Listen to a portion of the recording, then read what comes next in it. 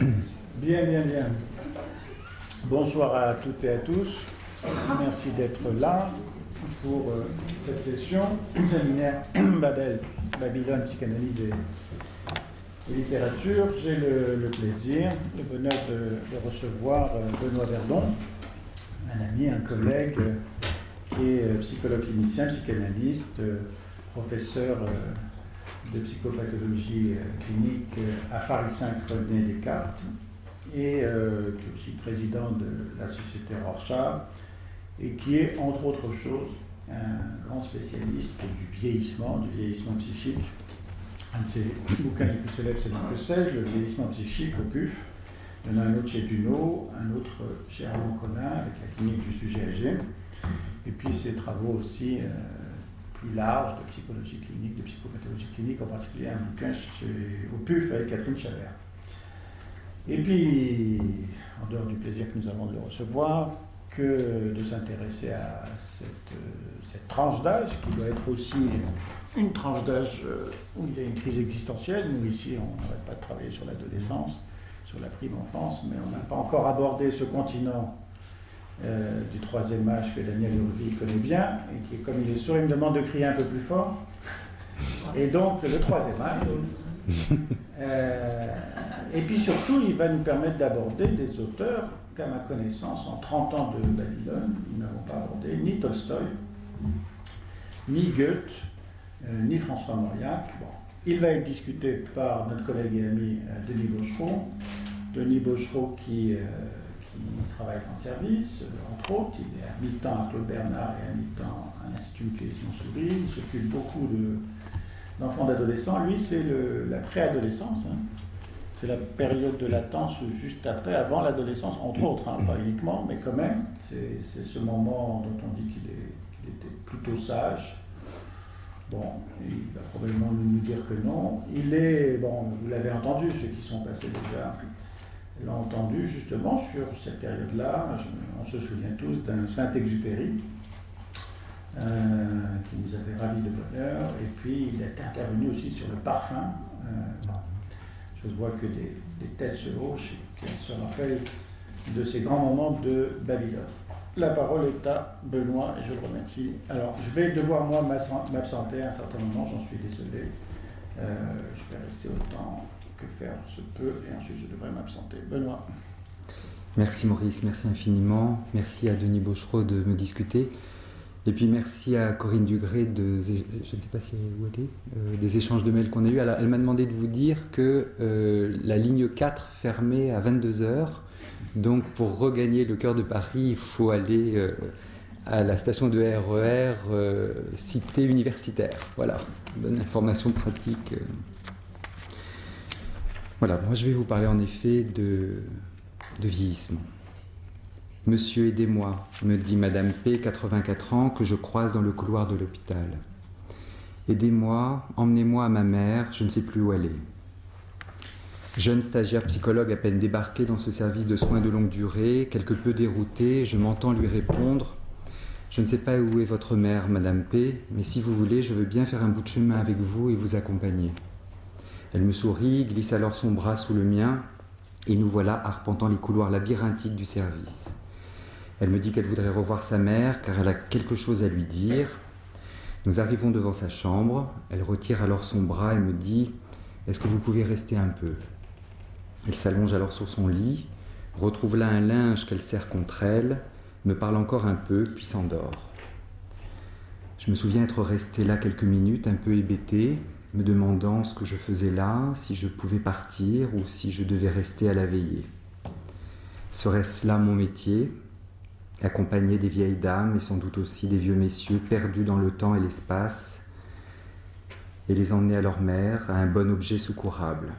Serait-ce de discerner et de soutenir dans des dispositifs thérapeutiques délicats ces mobilisations libidinales singulières, fragiles mais bien vivantes, qui tentent de garantir protection, sécurité et peut-être un peu de paix dans la tourmente de la maladie d'Alzheimer.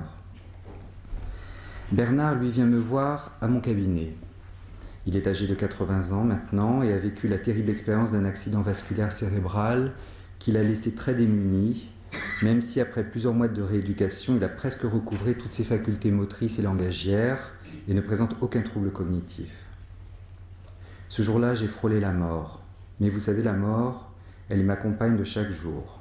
À mon âge, la mort, ce n'est pas un mur contre lequel je m'affronte et contre lequel je m'éprouve. La mort, ça me fait penser à de la boue. Je n'ai aucune saisie possible, je n'ai pas d'appui. Un mur, on peut cogner dedans, même si ça fait mal. La mort, la boue, c'est comme ça, on ne peut rien en faire, on s'enfonce, on s'y perd, et on est bien seul pour faire face à ça. Je me souviens d'avoir aussitôt repensé au personnage que Ionesco met en scène dans Le Roi se meurt. Ce roi qui se doit d'avoir le regard dirigé en avant, connaître les étapes, connaître exactement la longueur de sa route, voir l'arrivée, mais qui appelle désemparé, où sont les parois? Où sont les bras? Où sont les portes? Où sont les fenêtres? Et je me souviens, mais plus tard dans la semaine, d'avoir repensé que quelque chose d'approchant avait été écrit par Pontalis. Je l'ai retrouvé dans le songe de Monomatapa, paru et peut-être écrit alors qu'il était âgé de 85 ans. Aujourd'hui, comme lors de mon adolescence, le besoin d'amitié se fait plus fort, il n'est pas loin d'être vital. Pourquoi ? Parce que la saison brûlante et orageuse des passions amoureuses, je ne dis pas de l'amour, est derrière moi, parce que la perspective de la mort se fait de jour en jour moins lointaine. L'amitié, surtout celle qui me lie à des plus jeunes que moi, opère-t-elle une sorte de transfusion ? Il me semble que privé de ces amitiés, je connaîtrais sous une autre forme un trouble analogue à celui de l'adolescence. Je perdrais mes appuis, le sol et moi-même cesseraient d'être stables. Je marcherais en titubant, légèrement comme ces très vieilles personnes que je croise dans la rue. Elles ont peur de tomber et de ne plus être capables de se relever. Elles m'émeuvent et me font un peu pitié, mais je n'ai pas du tout envie de leur ressembler. La compagnie des amis m'est un viatique. Et puis un jour, je tombe dans Ma confession de Tolstoï sur ces phrases, écrites alors qu'il traverse ce que d'aucuns ont appelé la crise du milieu de vie. Si j'eus simplement compris que la vie n'a pas de sens, j'aurais pu le savoir tranquillement, j'aurais pu savoir que tel est mon sort. Mais je ne pouvais pas me tranquilliser par là. Si j'avais été comme un homme dans une forêt qu'il sait sans issue, j'aurais pu vivre. Mais j'étais comme un homme égaré dans la forêt et qui court de tous côtés pour trouver la sortie. Il sait que chaque pas l'égare davantage, et pourtant il ne peut se défendre de se jeter de tous côtés. Mais revenant sans cesse à ce problème, ma conscience me disait que je ne pouvais être au monde sans une raison, un sens ou une cause, que je ne pouvais être comme le pauvre oiseau tombé du nid, auquel cependant je me comparais. Il est là couché sur le dos et criant dans les hautes herbes, appelant sa mère parce qu'il sait que sa mère l'a porté en elle, l'a couvé, l'a chauffé, l'a nourri, l'a aimé. Où est-elle donc cette mère ? Et si comme l'oiseau je suis abandonné, qui donc m'a abandonné ? Je ne puis me dissimuler que quelqu'un m'a fait naître en m'aimant. Qui est donc ce quelqu'un ? Dieu encore. Il sait, il voit ma perplexité, mon désespoir et ma lutte. Lors de la séance où il me parla de la mort comme de la boue contre laquelle on ne peut pas se battre, Bernard, dont je parlais à l'instant, me dit également, sans que cela ne suscite en moi ni en lui la moindre représentation morbide, combien était apaisante pour lui lorsqu'il se réveillait haletant d'un cauchemar, de repenser à la dernière image qu'il avait de son père, décédé, étendu sur son lit de mort, auprès de qui il aurait voulu se blottir une dernière fois, ce qu'il n'avait évidemment pas fait depuis des dizaines d'années et qu'il ne se permit pas de faire sur l'instant. Bernard aurait voulu dire au revoir à son père, il aurait voulu avoir un geste tendre pour lui une dernière fois, et c'est cette image-là de lui, étendu sur son lit, silencieux et absent, qui participe pourtant encore aujourd'hui à apaiser les angoisses nocturnes. Bernard associe alors sur un autre souvenir, celui du visage de son père lorsqu'il s'éveilla du coma de quelques jours dans lequel le plongea son AVC. Lui, l'homme mûr, marié plusieurs fois, père de plusieurs enfants, toujours très actif au plan social, se découvrait étendu dans un lit, entouré non pas de sa femme et de ses enfants, mais de son père et de sa mère. Le visage de cette dernière était, comme d'habitude, me dit Bernard, fermé et peu compatissant. Elle n'aurait pas manqué, lorsqu'il alla mieux, de lui dire que son accident vasculaire était la claire conséquence de sa vie dissolue. Bernard insista par contre sur la douceur du visage de son père, qui resta longtemps à son chevet, qui prit le temps d'arranger ses oreillers, de lui parler et de découper de petits morceaux de poire mûre qu'il insérait entre ses lèvres.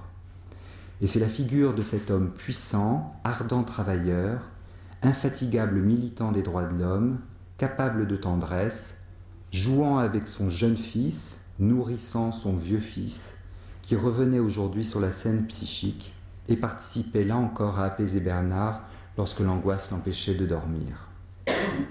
La mère, le père, les amis, Dieu, quels que soient les objets d'investissement, les déplacements, les substitutions, nous comprenons que l'heure est grave. Vieillir est difficile. Au plus intime du regard que chacun et chacune peut porter sur soi-même, se déploie pas à pas la confrontation à une vulnérabilité grandissante liée à la mise à mal de l'intégrité des fonctions somatiques et cognitives, voire à une insécurité liée aux pertes multiples qui ne cessent de solliciter un travail psychique.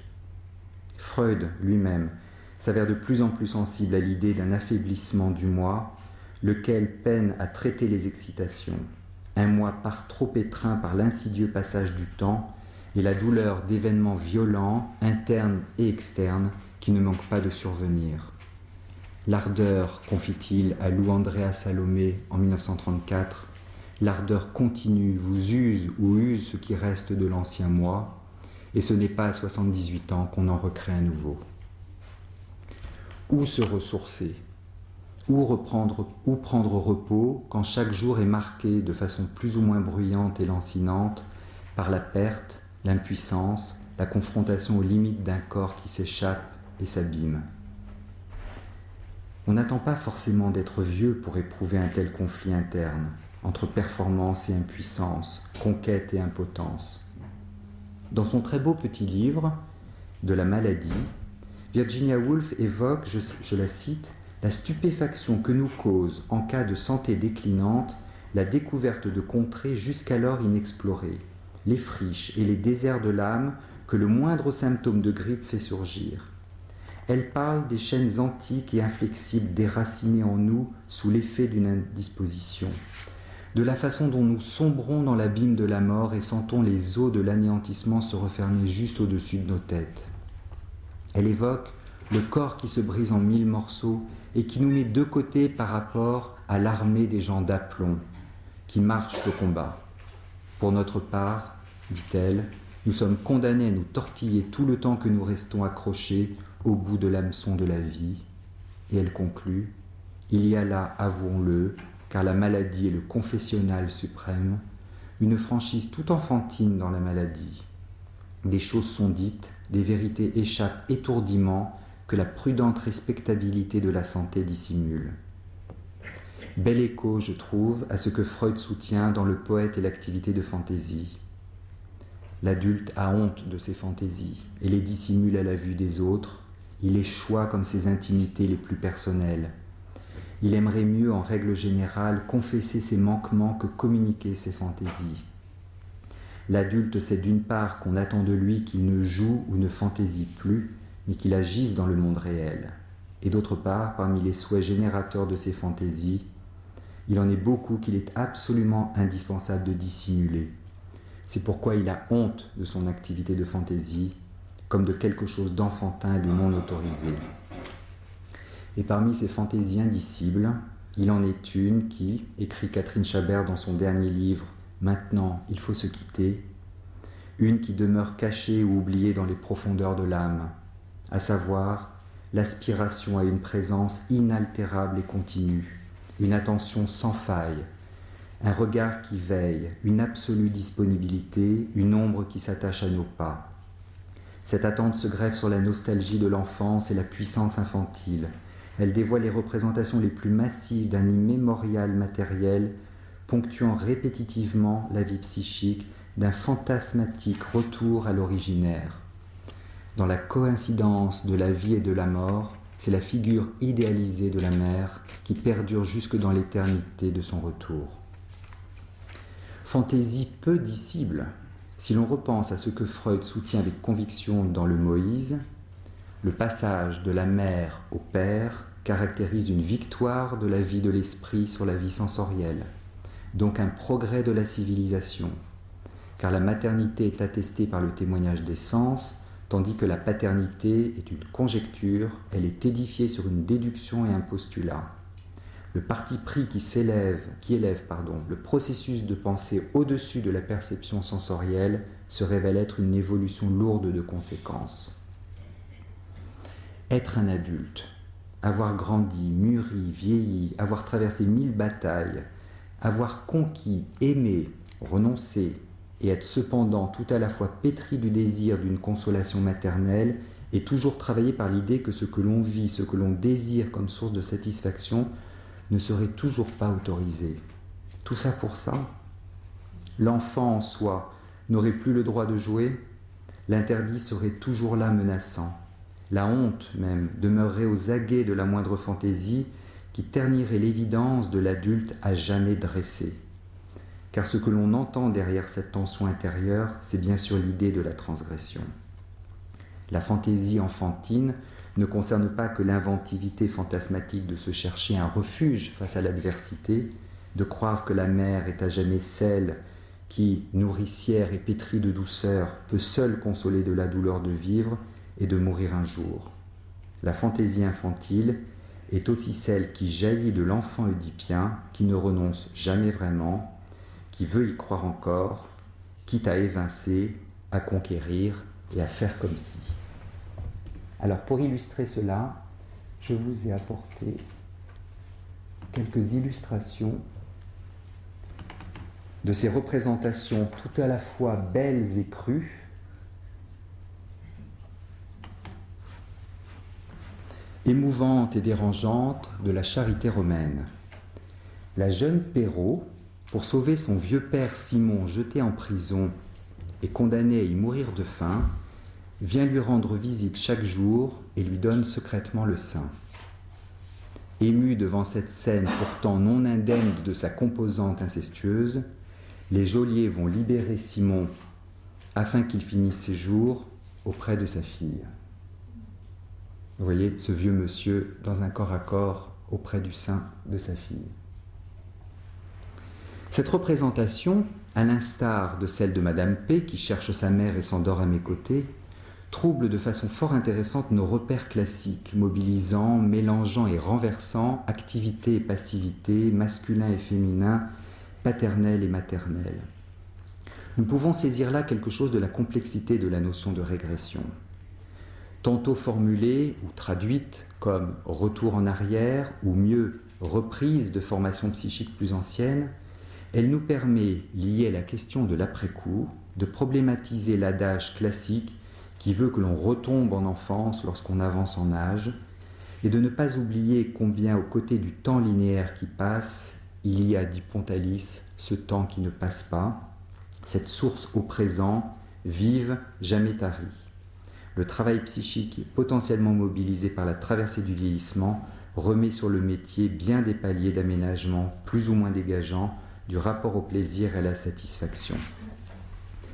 Comment de fait ne pas repenser là à ces paroles saisissantes, ces confidences fortes écrites par des femmes et des hommes avancés en âge que furent Jean-Jacques Rousseau, Léon Tolstoï et François Mauriac, et plus près de nous, Jacqueline de Romilly.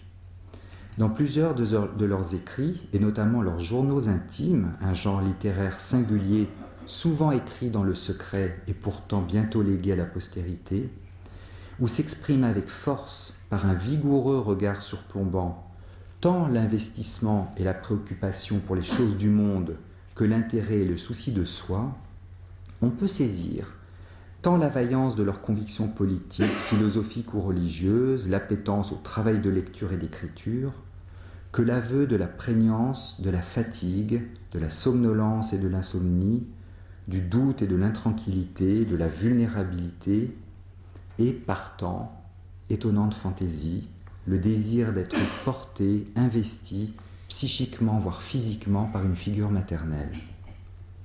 Ainsi Rousseau, dans ses Confessions, écrit en parlant de sa tante, sa mère est décédée quelques jours après sa naissance.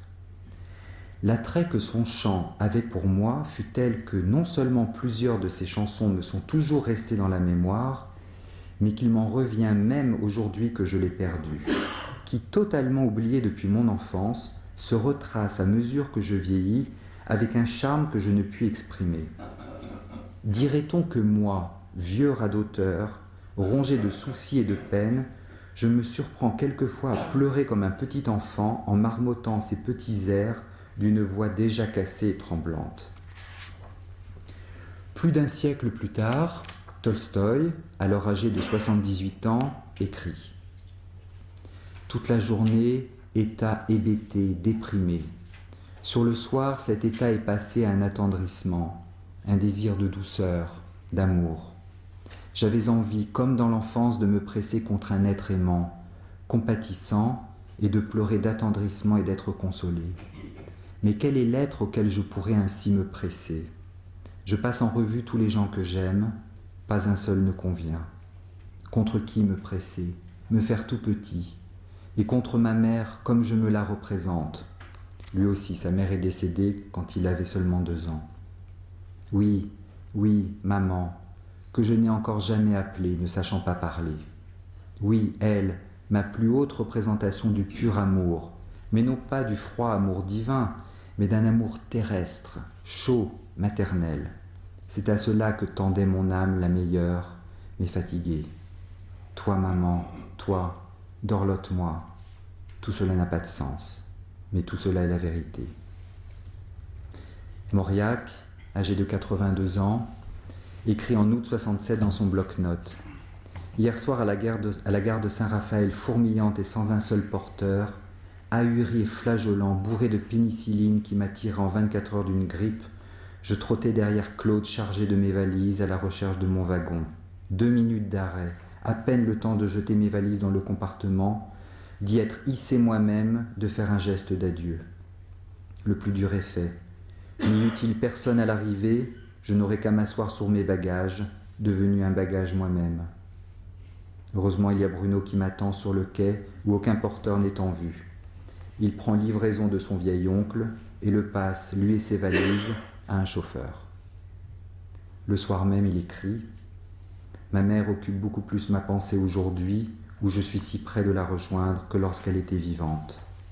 Le vieil homme, même s'il ne retombe pas en enfance, y retourne en secret et se donne le plaisir d'appeler maman à mi-voix.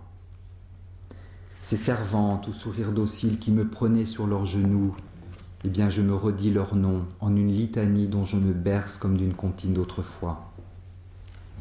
Et enfin, plus proche de nous, Jacqueline de Romilly, la grande helléniste, écrit dans les Révélations de la mémoire, paru en 2009 alors qu'elle est âgée de 96 ans. Elle y témoigne de l'expérience saisissante et déstabilisante des souvenirs d'enfance qui lui reviennent en mémoire. Parmi eux, celui d'une soirée pénible, passée seule dans une chambre d'hôtel alors qu'elle n'a que 12 ans et qu'elle accompagne sa mère et un couple d'amis en voyage.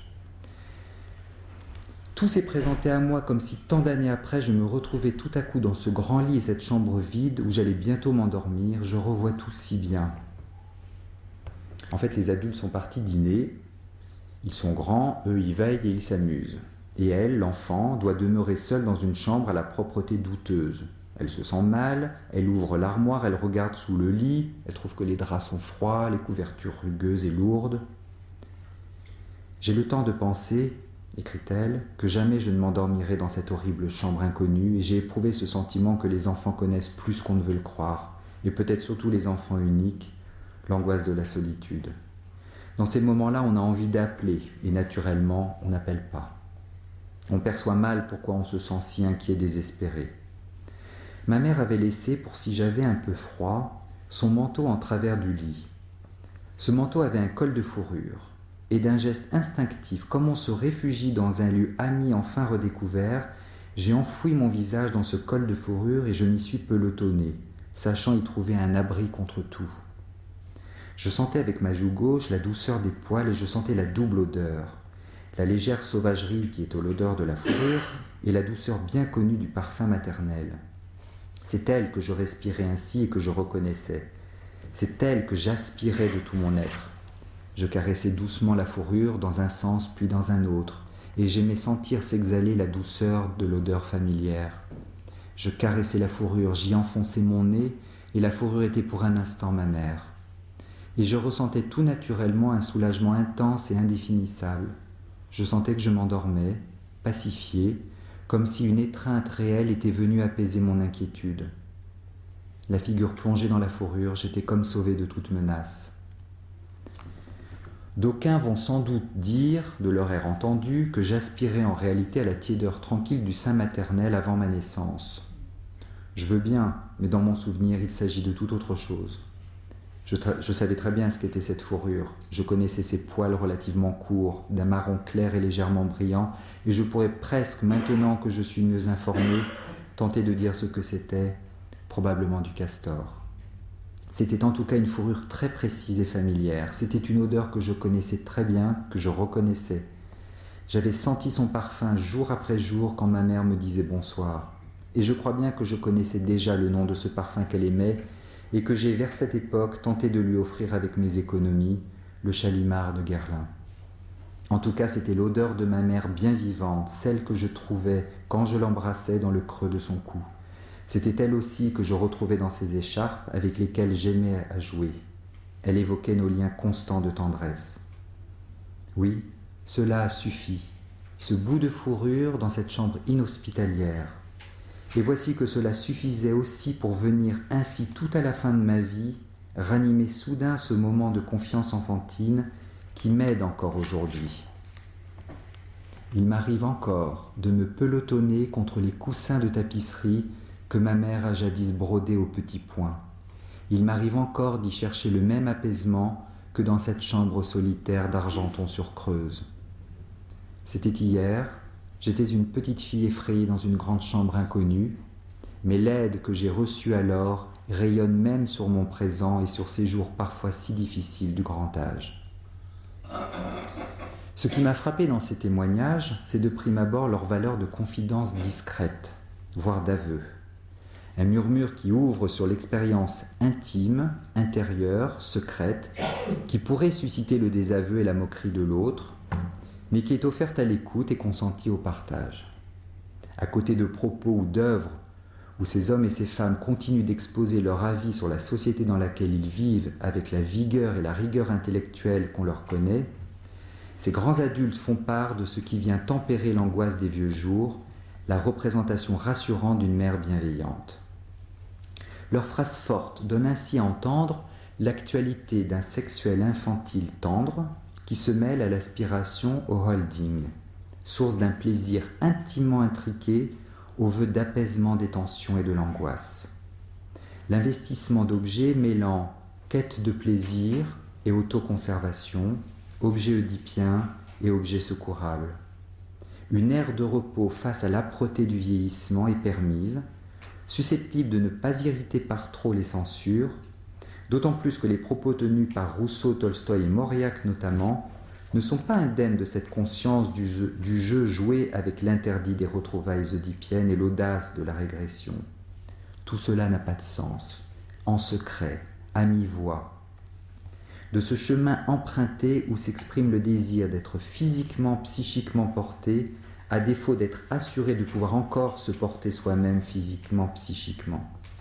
Il ne s'agit plus d'être incessamment endurant, performant, érigé, mais de trouver du plaisir dans la passivité et peut-être même sécurité et liberté dans la reconnaissance de la dépendance.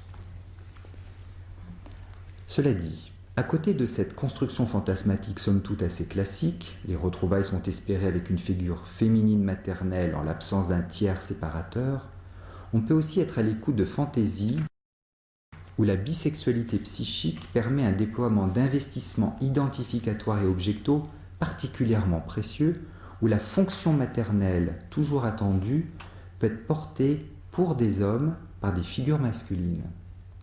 Car si Tolstoï, dans son journal, parle de lui et se parle à lui, convoquant ainsi sans embâge sa mère comme figure d'étayage et de consolation aimante, il peut, par le truchement du déplacement sur la figure d'un personnage de roman, mobiliser un fantasme où la composante homosexuelle passive, liée à la régression consolatrice, est autrement plus lisible.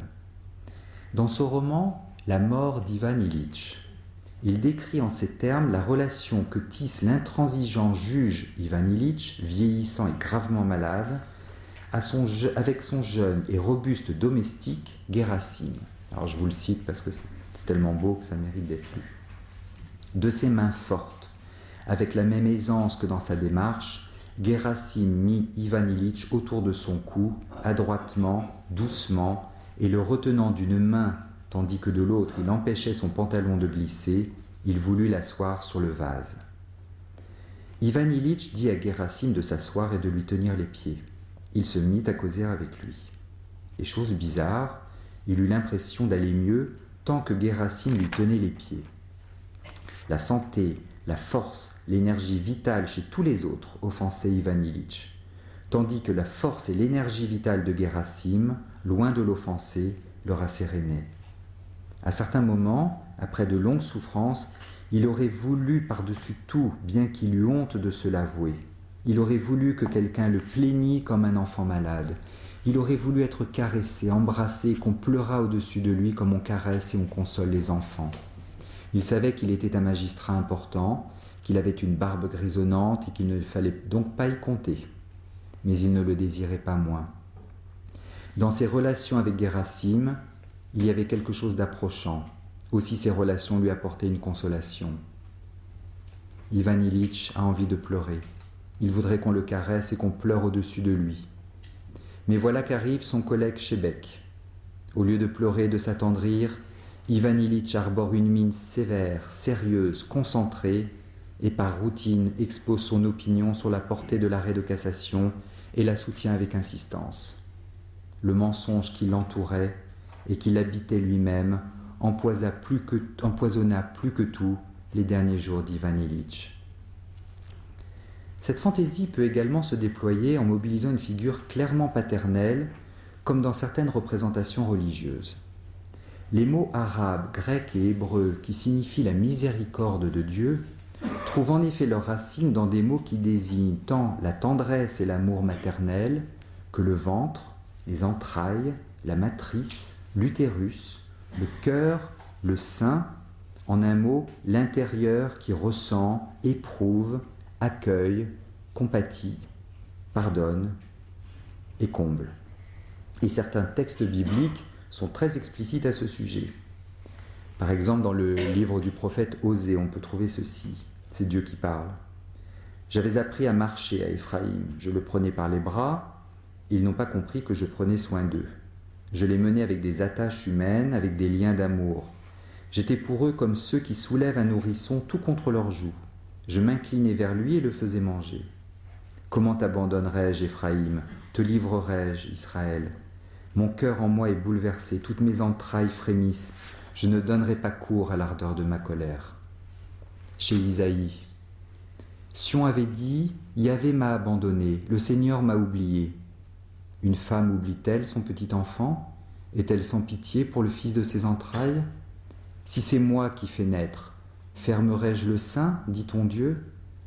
Réjouissez-vous avec Jérusalem, que vous soyez allaités, rassasiés par son sein consolateur, afin que vous suciez avec délice sa mamelle plantureuse. Vous serez allaités, on vous portera sur la hanche, on vous caressera en vous tenant sur les genoux. Comme celui que sa mère console, moi aussi je vous consolerai. À Jérusalem, vous serez consolés. À cette vue, votre cœur sera dans la joie et vos membres reprendront vigueur comme l'herbe. Et l'on trouve d'autres métaphores, comme par exemple le lait de la parole de Dieu qui fait croître, l'eau vive qui jaillit de son ventre, les disciples enfants de Dieu rassemblés à la manière dont une poule rassemble ses poussins sous ses ailes. Cette condensation des figures et des fonctions féminines et masculines, paternelles et maternelles, se retrouve notamment dans la représentation d'Abraham. Alors là, je vous ai apporté d'autres représentations que j'ai trouvées dans un livre absolument passionnant qui s'appelle « Le sein du Père », qui a été écrit par un historien qui s'appelle Jérôme Bachet. Entre le XIe et le début du XIVe siècle, se développa dans l'art pictural des représentations de l'au-delà celle du sein d'Abraham, figure éminemment paternelle et pourtant nantie d'une fonction d'accueil et de protection des élus après leur mort.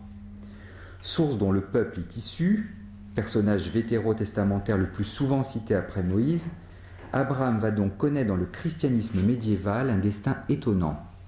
Il lui incombe, dit Jérôme Bachet, de figurer le paradis céleste, le lieu de la récompense.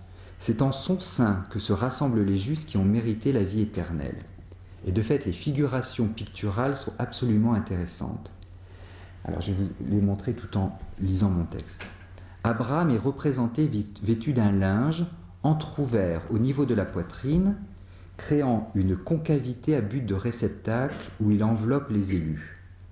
Le propre du sinus serait ainsi de constituer un lieu à la fois accueillant, ouvert et doté d'un puissant caractère d'intériorité. Autrement dit, une bonne ouverture, car contrôlée et atténuée. Le terme sinus, qui donc donne le sein, est trouble, dit Bachet. Il signifie l'intériorité du corps, parfois plus clairement les organes génitaux féminins, mais il s'agit alors d'une désignation euphémique par rapport à cunus et utérus, qui sont clairement des organes féminins. Utérus est clairement associé à l'image maternelle, alors que sinus peut désigner autre chose qu'une localisation anatomique précise. En fait, il s'agit de l'espace compris entre la poitrine et les bras ouverts en avant. Ce terme se réfère alors généralement à l'image paternelle. Il est un lieu doté d'une valeur d'intériorité et pourtant à l'extérieur du corps. Même lorsqu'il se projette hors du corps, on n'est jamais sûr que le terme n'évoque pas d'une certaine façon un séjour dans le corps.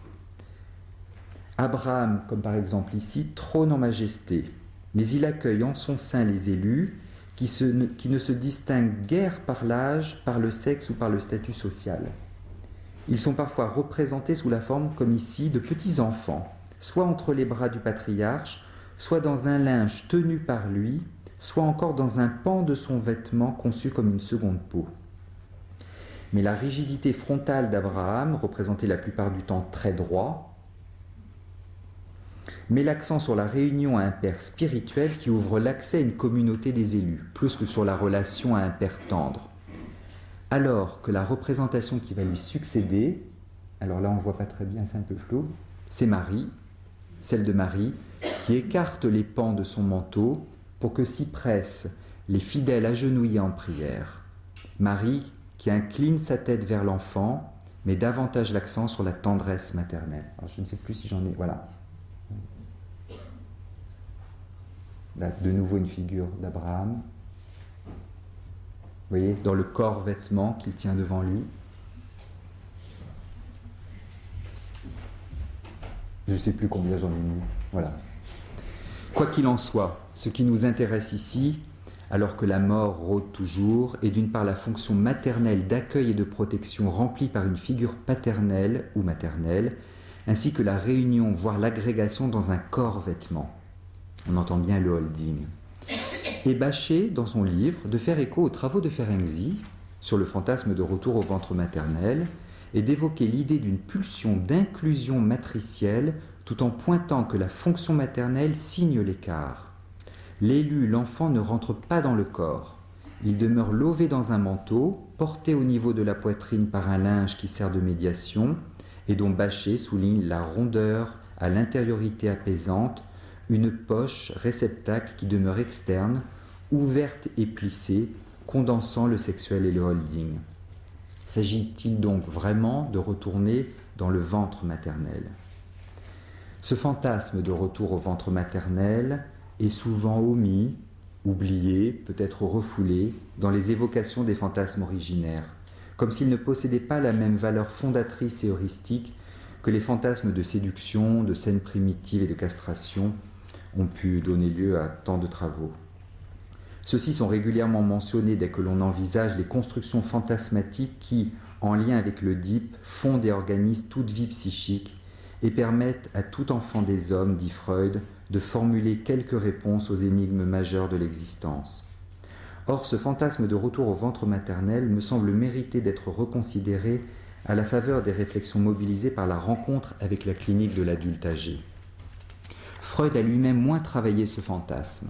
Depuis ses premières réflexions sur les rêves, le fait par exemple de certaines angoisses telles que mourir d'étouffement ou être enterré vivant, ou les croyances d'une vie après la mort, jusqu'à la publication d'Inhibition symptômes angoisse en 1926, 2 ans après que Rank a publié Le traumatisme de la naissance. Freud, dans Inhibition symptômes angoisse, nuancera la valeur fondatrice de la naissance comme source d'angoisse, prétextant que cette expérience n'a encore aucun contenu psychique. En 1933, pourtant, dans sa nouvelle suite des leçons d'introduction à la psychanalyse, il rappelle la représentation que se fait l'homme de la mort comme un retour au corps maternel. Dans l'abrégé de psychanalyse, une œuvre inachevée, il déclare que le sommeil est un retour au sein maternel. Mais en fait, l'hypothèse qu'on retrouve plus fréquemment dans son œuvre, et qu'il avait notamment soutenue 10 ans avant, était que la fantaisie du retour dans le ventre maternel est le substitut du coït de l'impuissant, celui qui est inhibé par la menace de la castration. Freud dit « On peut dire que l'individu qui, pour le retour dans le ventre maternel, voulait se faire représenter par son organe génital, remplace maintenant régressivement cet organe par sa personne tout entière. » Et puis surtout, c'est en 1918, dans son étude de l'homme au loup, qu'il interprétera le désir, je le cite, de réintégrer le giron maternel comme une position fantasmatique permettant de prendre la place de la mère dans l'expérience du coït et de pouvoir, à cette condition, être l'objet passif du père et d'assister activement aux premières loges, dans un vif état d'excitation, à la scène primitive dont il ne saurait être question pour ce patient d'être exclu. Alors Rank et Ferenczi, eux, ont beaucoup insisté sur ce tropisme maternel qui lierait les 2 extrêmes de la vie, la naissance et la mort. Ils mettent beaucoup en avant un état de fusion primitive et de désir comblé, de perfection originelle, hors du temps, absolument tranquille, au point que Rank est allé jusqu'à postuler que la cure psychanalytique devait durer 9 mois, pas plus. Fidèle à la thèse freudienne soutenue dans Au-delà du principe de plaisir, de la nature conservatrice des pulsions et notamment des pulsions de mort, qui vise à restaurer un état antérieur, où la tension serait aussi basse que possible, Ferenczi va mettre l'accent sur sa compréhension en termes de retour régressif à une relation fusionnelle à la mère, un état de repos dont les êtres vivants auraient joui avant la naissance. Il évoque d'ailleurs la nostalgie de tout être humain à, je cite, « rétablir le mode de vie perdu dans un milieu humide qui contienne également des substances nutritives », autrement dit, de rétablir l'existence aquatique dans l'utérus maternel humide et riche en nourriture, à l'instar des origines dans la mer, MER, de la vie sur Terre. Mais si séduisantes sont ces propositions pour le travail interprétatif d'une clinique frappée du sceau du terme de la vie à venir, elle appelle quelques remarques, et notamment en écho avec ce que Freud a pu dire, à savoir que dans la vie intra-utérine, la mère n'est pas un objet. En ce temps-là, il n'y a pas d'objet. Freud insiste beaucoup sur l'idée qu'il n'y a pas de possibilité de fantasmer la réinstauration d'une relation avec un objet qui n'aurait pas été différencié, reconnu et investi comme tel. Il insiste au contraire sur l'importance de la perte et du manque dans l'émergence du désir et la construction concomitante de l'objet. Alors, il ne s'agit pas là du tout de dénier au fantasme de retour au ventre maternel toute validité, mais de replacer celle-ci dans le champ de la relation d'objet et du foisonnement fantasmatique associé. Ce fantasme, dont si on réentend Tolstoï, Mauriac, Rousseau et de Romilly, ne semble pas attribué au temps d'indivision intra-utérine, osmotique et calme s'il en est. Il est lié à un temps de rupture et de séparation que l'avènement de la naissance ne saurait saturer. En effet, bien que premier, celui-ci n'est pas le dernier des arrachements que subit le jeune enfant appelé à grandir. Et conjointement, le temps intra-utérin n'est pas le premier, dernier et unique lieu de plaisir. De l'objet partiel sain à l'objet total mère, ce sont les diverses représentations de l'objet maternel auxquelles s'adjoint l'objet paternel qui sont lieux d'investissement, non pour le fœtus, mais pour l'enfant. Non pas seulement pour l'enfant, mais pour l'infantile. Il importe de fait de ne pas occulter le trouble suscité par les diverses acceptions de cette partie intime que recouvre le mot sein. Mamelle externe de la poitrine maternelle, certes, mais aussi espace de la poitrine tout entière, espace entre la poitrine et le vêtement, creux formé par les bras, par et pour le holding, un espace interne-externe accueillant, le cœur, celui de la mère, certes, mais aussi celui du père, de l'ami IE, où l'on s'épanche et où l'on s'abandonne, et où le désir d'être aimé n'est pas absent. Car ce que défend notamment Freud dans sa critique des propositions de Rank et Ferenczi est que la naissance est une expérience biologique qui ouvre à l'expérience de l'état de désaide et de dépendance longuement prolongée du petit enfant d'homme, qui instaure donc les premières situations de danger et crée le besoin d'être aimé qui ne quittera plus l'être humain. Aussi longtemps qu'il a été nourri au sein maternel, l'enfant portera avec lui, après le sevrage, cette conviction que cela a été trop bref et trop peu. Mais l'amour a ses trahisons et la passion ses excitations mortifères. Gilbert n'a que 60 ans quand une de mes collègues le rencontre. Il a pourtant été admis en service de soins de longue durée, il y a plusieurs années, suite à une chute accidentelle ayant causé une tétraplégie. Il n'a pas de troubles cognitifs, mais très invalidé physiquement, et le retour à domicile a été jugé impossible du fait de sa solitude et de son handicap. Il aspire pourtant à remarcher, et tantôt sollicite la kinésithérapeute pour qu'elle vienne plus souvent le voir, tantôt la renvoie vertement en lui disant qu'il n'a pas besoin d'elle et qu'il y arrivera bien tout seul à force d'efforts. Ma collègue est appelée un jour par les soignants pour se rendre en urgence au chevet de Gilbert, lequel est dans un état d'angoisse massive. Il est convaincu que sa mère, laquelle vit loin de chez lui, près de son frère, est venue lui rendre visite avec son frère. Ils ont parlé ensemble, puis le frère est parti, laissant Gilbert seul avec sa mère. Gilbert dit alors qu'il est allé sur les genoux de sa mère pour se pelotonner contre elle, mais que quelques secondes plus tard, elle ne bougeait plus et qu'en fait elle était morte, écrasée sous son poids à lui. Paralysé, impotent, il ne pouvait pas se relever et appelait au secours, convaincu d'avoir tué sa mère, de l'avoir étouffée dans ce corps à corps pourtant régressif. Ma collègue trouve Gilbert en pleurs, transpirant, tremblant, terrifié, tant l'hallucination tactile de sentir sa mère écrasée sous son poids demeure présente. L'échange laborieux de paroles et l'intervention d'une aide-soignante montrant avec un miroir à Gilbert qu'il n'y a personne sous son corps vont permettre d'apaiser son angoisse. Gilbert se souviendra du moment tendre et agréable où il était sur les genoux de sa mère, débarrassé de son frère, sans qu'un père ne vienne non plus troubler des retrouvailles régressives et sacrilèges dont il paye le prix fort.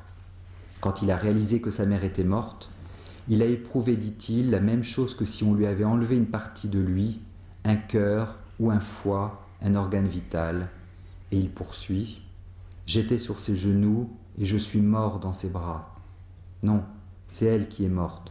Elle est morte dans mes bras. Non, dans ses bras. Enfin, j'étais dans ses bras quand elle est morte. » La tentative de trouver une figure consolatrice et apaisante échoue ici du fait de l'excitation incestuelle. On retrouve quelque chose de cette dynamique dans le Faust de Goethe. La jeunesse objectale et narcissique de laquelle jouit Faust vieillissant, artificiellement rajeuni, n'est en effet pas sans revendiquer une appétence extrême et signer la transgression de la prohibition de l'inceste et le risque concomitant de sanctions. La mère n'apparaît en effet pas figurée pour Faust comme réceptacle investi où se lever. Elle est bien plutôt celle qui continue de susciter du désir, d'exciter les passions de la conquête. Le sein de Marguerite, celui d'Hélène de Troie, ne sont pas pour Faust un sein contre lequel se blottir et trouver un peu d'apaisement. Il est le lieu d'excitation et de transgression, il invite à la faute, il conduit à la damnation. Faust hippomane renoue en effet non seulement avec son corps de jeune conquérant, mais il veut être maintenu dans un état d'excitation, désireux de combattre et de posséder. Ses convoitises ne tolèrent aucune latence. Cette avidité est démesurément déployée dans le second opus de Goethe, écrit alors qu'il est très âgé, où Faust, cette fois, renoue avec le passé et la mythologie antique. C'est en cet environnement fécond, nouveau champ d'action offert à ses aspirations, que le désir trouve sa voie et son but, dont l'une des étapes essentielles est notamment de séduire Hélène de Troie connue pour être la plus belle des mortelles, hautement convoitée par de nombreux et illustres prétendants. Pour ce faire, Faust doit se rendre auprès des mères, des matrices originelles dont Méphistophélès souligne la dimension mystérieuse et taboue. Pour aller chez les mères, il donne à Faust une clé, dont ce dernier, de prime abord, raille la petitesse, avant que de se rendre compte qu'entre ses mains, la clé croît et devient étincelante. Cette clé détient un pouvoir qui permet de trouver l'endroit mystérieux. La perspective de rencontre avec les mères, transgression extrême, trouble profondément Faust. Mère, mère, ce mot étrangement résonne. Les mères. Quel frisson de nouveau vient me prendre. Qu'est-ce donc que ce mot que je tremble d'entendre? Le monde des mers se révèle être, je cite, le royaume infini des images sans compte, où il est possible de jouir, de voir les formes mortes du passé, des images actives mais sans vie. Faust, détenant la clé, se sent venir des forces. Il sent son cœur s'épanouir. Les mers peuvent se transformer en toute forme idéale, entretenant sans fin la possibilité des retrouvailles avec les figures du passé. De retour triomphant de leur royaume, après leur avoir dérobé un trépied ardent qui lui donne de pouvoir évoquer lui-même les figures antiques, Faust entreprend de faire apparaître Hélène et Paris, lesquels donnent à voir leur amour partagé. Outré de voir son rival conquérir celle que lui-même convoite, Faust se jette alors sur l'image d'Hélène qu'il tente d'enlever. Il retourne sa clé contre Paris pour se débarrasser de lui. Survient alors une explosion, les images se défont et Faust gît à terre blessé. Entre alors un petit jeune homme arrogant, Baccalauréus, qui clame que les temps ont changé. Il est prétentieux, quand le terme est atteint, de vouloir être encore alors qu'on n'est plus rien. Je conclus. Paul-Laurent Assoun soutient que le vieillissement permettrait de réactiver une relation anaclitique, dont le développement de la maturité aurait en quelque sorte distrait les investissements libidinaux. De même, le scandale narcissique et le fait de se savoir mortel dans une échéance potentiellement brève n'est pas sans mobiliser avec force l'urgence de maintenir d'une façon ou d'une autre un tant soit peu de sécurité interne. Vivre, disait Freud, est pour le moi synonyme de être aimé par le surmoi. Mourir recèle vraisemblablement la même requête. Là peut être l'une des clés de cette quiétude tant recherchée, tant à l'échappée de la petite mort qu'à l'orée de la grande. Non pas une quiétude située hors du désir, un état d'inertie, quand bien même c'est à cela que la mort aboutit, mais une quiétude, une expérience pulsionnelle non excessive, assumant pleinement le désir auprès de figures parentales qui sont en fait assez déconflictualisées et à propos desquelles la question de savoir laquelle des deux est la plus aimée ne se pose peut-être plus. Nous pourrions souhaiter, certes, que l'insécurité psychique, en partie nourrie de l'insécurité somatique, de la discontinuité et du défaut d'intégrité lié à l'expérience du vieillissement, nous conduise, dans la plus absolue confiance, à nous laisser faire, à dénouer les amarres, sans connaître la moindre détresse. Mais les choses ne sont pas ainsi. Dans Le poète et l'activité de fantaisie, Freud nous met en garde contre l'évidence d'une telle désappropriation. Je le cite, « À vrai dire, nous ne pouvons renoncer à rien. Nous ne pouvons qu'échanger une chose contre une autre. Ce qui paraît être un renoncement n'est en réalité qu'une formation substitutive ou succédanée. » Les enjeux narcissiques et objectaux de l'expérience du vieillissement et de la vieillesse sont trop radicaux pour se bercer d'illusions et ne pas quand même être en nécessité de se bercer d'un peu d'illusions. Je vous remercie.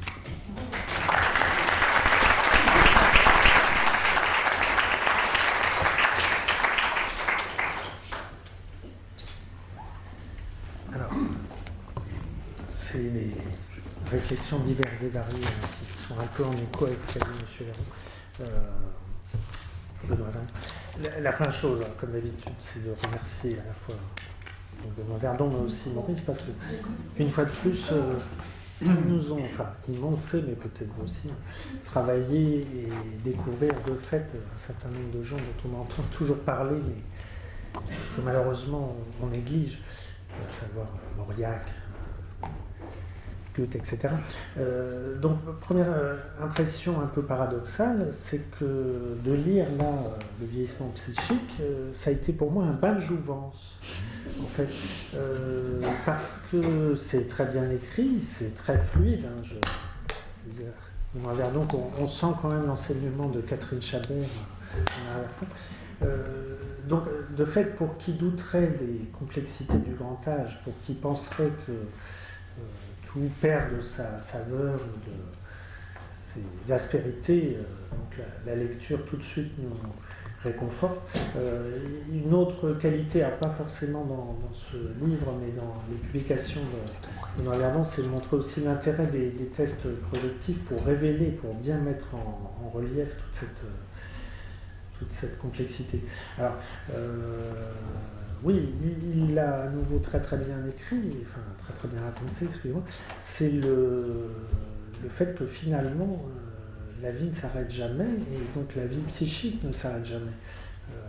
Alors, ce qui est absolument remarquable chez les auteurs dont il a parlé, c'est alors ça doit être probablement un effet d'entraînement, c'est-à-dire qu'ils ont tellement leur vie durant pensé, écrit, lu, réfléchi, on dirait que ça continue inexorablement jusqu'à leur dernier souffle. Mais après tout, on peut tenter de les suivre ou de les imiter. Donc de fait, il y a cette sorte de mouvement intérieur qui est très très bien, on va dire, rapporté par ces grands écrivains. Mais on peut se dire qu'à partir du moment où quelqu'un écoute, très probablement toute personne âgée, comme tout enfant, comme tout autre par lettre, comme on dit, est capable d'associer, comme s'il y avait quelque chose qui sans cesse demandait à émerger constamment. Alors, je me disais aussi, en vous écoutant, en vous lisant, on ne peut pas échapper aussi à tout un tas de présupposés qui quand même sont embarrassants. Entre autres, dans votre intitulé, vous commencez en parlant du fait que la vieillesse ou l'avancée en âge est difficile, ou est un passage difficile. Après tout, oui, comme toute autre, on va dire, période de la vie, c'est vrai qu'on est très, très, très, je pense, contaminé par cette sorte de... En particulier quand on travaille en psychiatrie infanto-juvénile, par cette sorte de jeunisme, cette sorte de façon comme ça de dénigrer un âge, 3e ou 4e, qui en fait est largement aussi attractif et aussi vitalisant que les plus jeunes. Alors bien sûr, toujours le risque de l'adultocentrisme ou de l'adultomorphisme, que je trouve très intéressant dans ce que vous dites, c'est de montrer comment il y a une sorte de renouvellement, et donc on peut dire qu'il y a des répétitions, mais en fait il y a de nouvelles échéances, et il y a de nouvelles configurations. Pour vous en citer une, je ne sais pas si vous aurez envie de rebondir là-dessus, c'est la situation tout à fait nouvelle que rencontre fils ou fille quand ses parents donc, sont vieillissants, et quand on se retrouve à devoir assumer de nouvelles fonctions, c'est-à-dire que si le portage était désormais assuré donc, par la génération suivante. Donc on se disait, c'est ce que disait Benoît Verdon, ça n'est pas de l'Oedipe inversé, ça n'est pas du contre-Oedipe, c'est une nouvelle édition d'une nouvelle situation qui consiste à porter assistance ou à soutenir, tout en étant largement aussi soutenu d'ailleurs par nos ascendants que jadis. Voilà, simplement une autre étape. Alors, le maître mot qui, dans un endroit comme l'IMN, ne peut pas ne pas être prononcé, c'est le mot de dépendance. Comme vous l'avez dit, hein, et votre introduction, là, comme quoi vous étiez invité par cette dame à l'accompagner vers sa chambre en la tenant vers le bras, voilà. Qui s'appuie sur qui profite de qui. Ça montre bien que nous sommes dans des étayages mutuels et réciproques. Alors, est-ce qu'on peut, parce que faut pas se voiler la face, c'est vrai qu'il y a aussi des situations où on peut authentiquement peut-être parler de régression, au sens de perte irréversible ou irrémédiable d'autonomie dans certains domaines. On peut aussi parler, on en parlait en aparté avec Cancé, de règlement de compte, ou c'est l'histoire du Père Goriot ou d'autres du roi Lear, on va dire la revanche ou la vengeance tardive, ou avant le dernier souhait, donc des enfants qui vont faire payer à l'aïeul ou à l'ancêtre tout ce qu'ils ont cru vivre, ou ce que peut-être ils ont réellement vécu de sa part. Oui, c'est sûr que c'est un moment de vérité, trépas, enfin, le quatrième âge, le troisième, mais encore une fois, on va aussi se dire que tout moment est un moment de vérité. Enfin, en tout cas, oui, on est tous dans l'idée d'une sorte de retour sur investissement, c'est-à-dire de mourir entouré des siens, enfin, une image d'Épinal comme ça, on pourrait, dans une sorte de sérénité, alors il y a aussi ce rêve d'aconflictualité, hein, c'est-à-dire d'être comme ça dans une sorte d'harmonie avec toute sa descendance autour de soi. Alors, de vous lire et de vous écouter, ça montre bien à quel point on peut parler d'une richesse des vieilles personnes. Ça fait penser d'ailleurs, si vous avez l'occasion de le lire, il y a un livre très intéressant d'Alfred Sauvy, hein, c'est un démographe qui est peut-être un peu trop oublié, qui s'était amusé en écho avec le livre d'Adam Smith qui s'appelle La richesse des nations, d'écrire un livre qui s'appelle La vieillesse des nations. Ça a été écrit, je crois, dans les années 70-80, où il fait tout un développement sur en quoi finalement ça peut être très heureux qu'un pays vieillisse, enfin, se remplisse de potagris, comme on dit, mais à condition d'y avoir bien pensé et de bien répartir les charges. Donc oui, ce que vous montrez, c'est que les personnes âgées ne sont pas seulement une richesse au sens où ils détiendraient le patrimoine, et où c'est eux qui auraient encore tout un tas de manettes comme ça dans les mains. Non, vous montrez bien que leur richesse, c'est l'expérience vécue. Leur richesse, c'est le récit de vie. Tiens, je vais commencer là, parce que j'ai toute une série de citations, mais je vais vous en trouver une là, qui dit ça très très bien. Oui, de Victor. Un des privilèges, Victor Hugo, excusez-moi, un des privilèges de la vieillesse, c'est d'avoir, outre son âge, tous les âges. Comme quoi, tiens, une autre situation, tout est dit, et l'on vient beaucoup trop tard, depuis 7000 ans, qu'il y a des hommes et qui pensent. Ça, c'était La Bruyère, c'était déjà il y a 3 siècles qu'il a dit ça. C'est difficile d'innover quand même. Voilà, je disais donc, ces personnes dites âgées là sont pleines donc de richesses et tout évidemment va reposer sur les occasions de rencontre et de partage. Je suppose que beaucoup d'entre nous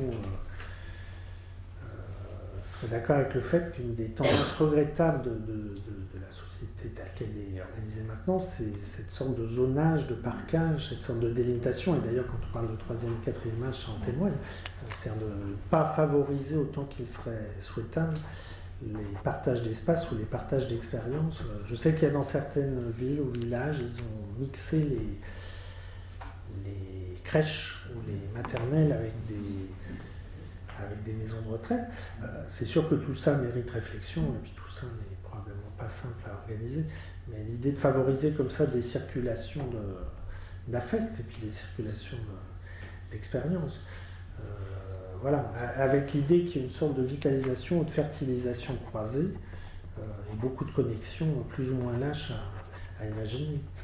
Alors, toujours parmi les associations, on pense toujours au sexuel comme la jouissance orgastique, qui est une sorte d'attracteur, polarisateur. Vous montrez bien à quel point ce qui finalement est le tissu de nos existences, c'est plutôt la tendresse et le plaisir durable.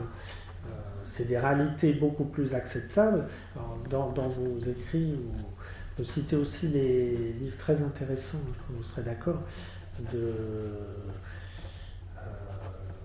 M. Danon-Boileau, M. Dodieu-Anglade, il y a M. Le Ouest, il y a quantité de gens en France qui ont essayé de penser à toute cette vitalité sexuée ou sexuelle des personnes dites âgées.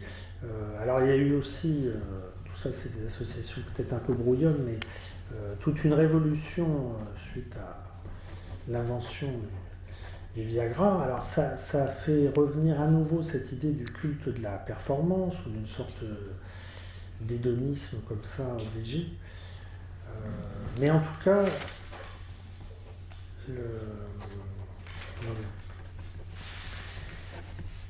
le fait est, et c'est ce que vous dites très très bien, c'est que l'essentiel se passe à l'intérieur. Vous expliquez très très bien que, bien entendu, il y a les réalités vécues, mais il y a toutes les transformations et toute cette façon de revisiter à la fois ce qu'on a vécu et ce qu'on peut vivre ensemble. Et alors, là encore, pour vous donner juste pour partir, après je vous laisse la parole, sur une des phrases remarquables, parce que François Mauriac, c'est vrai que c'est quelqu'un dont on entend parler, mais pour les gens de ma génération, ça paraîtrait vraiment étrange de l'avoir lu, mais de fait, c'est plein de richesses. J'encourage tout le monde. Par exemple, le mystère Frontenac. Moi, je pensais que c'était du Spirou et Fantasio. Pas du tout. C'est du François Mauriac, et c'est très très bien. Il a écrit aussi un livre, je ne sais pas si on pourra associer dessus, qui est absolument magnifique, qui s'appelle Un adolescent d'autrefois, qui est son dernier livre, enfin le dernier qu'il a achevé. C'est absolument extraordinaire de le lire en pensant à la temporalité, la façon dont il attribue un certain nombre de pensées à cet adolescent là, dans son roman, et comment à la fois il est très crédible, et en même temps, bien sûr, on se dit que ça ne peut être que quelqu'un d'extrêmement expérimenté qui lui, qui lui devine, c'est comme ça qu'on pourrait dire, toutes ses idées. Donc une des phrases là, de François Mauriac, peut-être chacun des romans que nous avons publiés en masquait-il un autre qui aurait été notre vrai livre, le livre qui ne sera jamais écrit. Et je trouve que ça témoigne de cette sorte-là de... Alors on peut appeler ça compulsion, mais on peut appeler ça aussi propulsion, qui fait qu'il y a sans cesse cette idée d'écrire. Voilà, il y aurait beaucoup de choses à dire, mais juste pour terminer aussi, avoir terminé sur Baccalauréus, le jeune arrogant, c'est assez incroyable aussi. Voilà. En tout cas, je vous remercie, et puis si dans la salle, les questions viennent à manquer, j'en aurai beaucoup d'autres. J'en ai pas vraiment comme ça à vous poser, mais si vous voulez rebondir sur ce que je vous ai dit. Je veux bien 2-3 petits points. Je rebondis sur Mauriac. Il y a un roman absolument extraordinaire de lui qui est Le Nœud de Vipère. Oui. Vous avez un rapport d'un vieux monsieur qui sait qu'il va partir et qui se bat pour rester en vie, pour ne surtout pas céder son argent à ses enfants, qui le hait au plus haut point. C'est d'une redoutable cruauté comme Mauriac peut le faire. Et Mauriac, vous voyez, à l'époque où il parle de sa mère, qui est vraiment celle dont il murmure le nom en secret, c'est à cette époque-là, dit son biographe, malheureusement j'ai oublié son nom, là, mais l'ouvrage est sorti il y a 2 ans, 3 ans. Il dit qu'à ce moment-là, Mauriac, qui donc peut s'avérer comme ça très fragile et tendre dans ses rêveries avec sa mère, c'est un moment où il lui faut continuer d'exister au plan médiatique, parce que Mauriac c'était un essayiste et aussi un journaliste. Et il y a un jeune collègue qui disait Mauriac c'est la vieille école, il serait temps qu'il laisse un peu la place aux jeunes. Et Mauriac avait cette fameuse expression qui était c'est pas parce que j'ai un pied dans la tombe qu'il faut marcher sur l'autre. Et cette expression, elle a été utilisée mais de façon assez plagiée parce que ça a été attribué à cette héroïne assez fameuse des années 80. C'est la grand-mère de Sophie Marceau dans La Boum, qui est quand même une figure de vieille dame assez pétulante qui s'appelait Poupette. Et la fameuse Poupette utilise cette phrase-là qui en fait est de Mauriac. Et puis, comme on est à Babylone, parmi les romans où il y a des règlements de compte, il y en a un qui est terrible, c'est La Terre de Zola.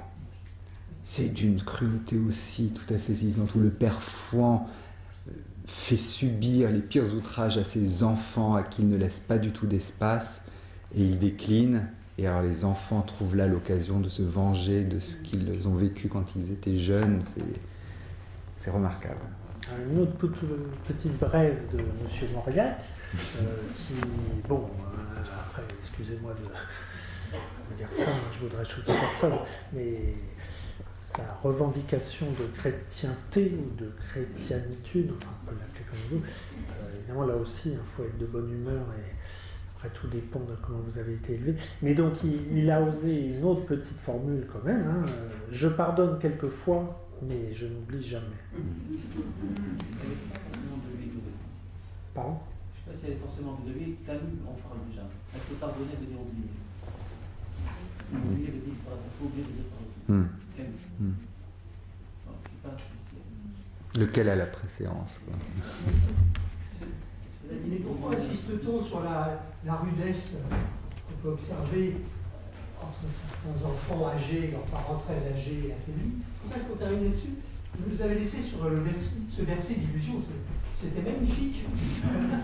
Berçons-nous d'illusion, et puis là, tout à coup, patatras, on est dans les enfants qui haïssent les parents, le père qui veut déshériter les enfants, etc. Quelle violence. Mais tu le On prends, supporte mal. Daniel, tu le prends mal. Tu le prends mal parce que... Non, excuse-moi. Ce que j'ai voulu surtout souligner, c'est la vitalité justement de ces empapahoutages. C'est-à-dire que, mais parce qu'on pourrait le voir, oui, du côté du ça n'arrête pas de se battre. Non, c'est l'idée qu'il y a perpétuellement de la vie et donc du conflit. Oui, on est plus sur la mer. La mère de Monsieur chez Proust, Monsieur Gary. Et puis je citerai peut-être Albert Cohen. Absolument. Albert Cohen qui dit à un moment donné, maman depuis que tu n'es plus, me voilà passer de l'enfance à la vieillesse, et là je demande dans votre sens, en pleine peine de bonheur. Avec toi, je n'avais pas besoin de faire semblant, je me sentais en lieu sûr. Albert Camus, dans le livre de ma mère. Oui, c'est absolument. Cohen, ouais. Alors, il y a quelqu'un dont je voulais parler, mais je n'avais pas le temps, c'était Ionesco. Bien sûr.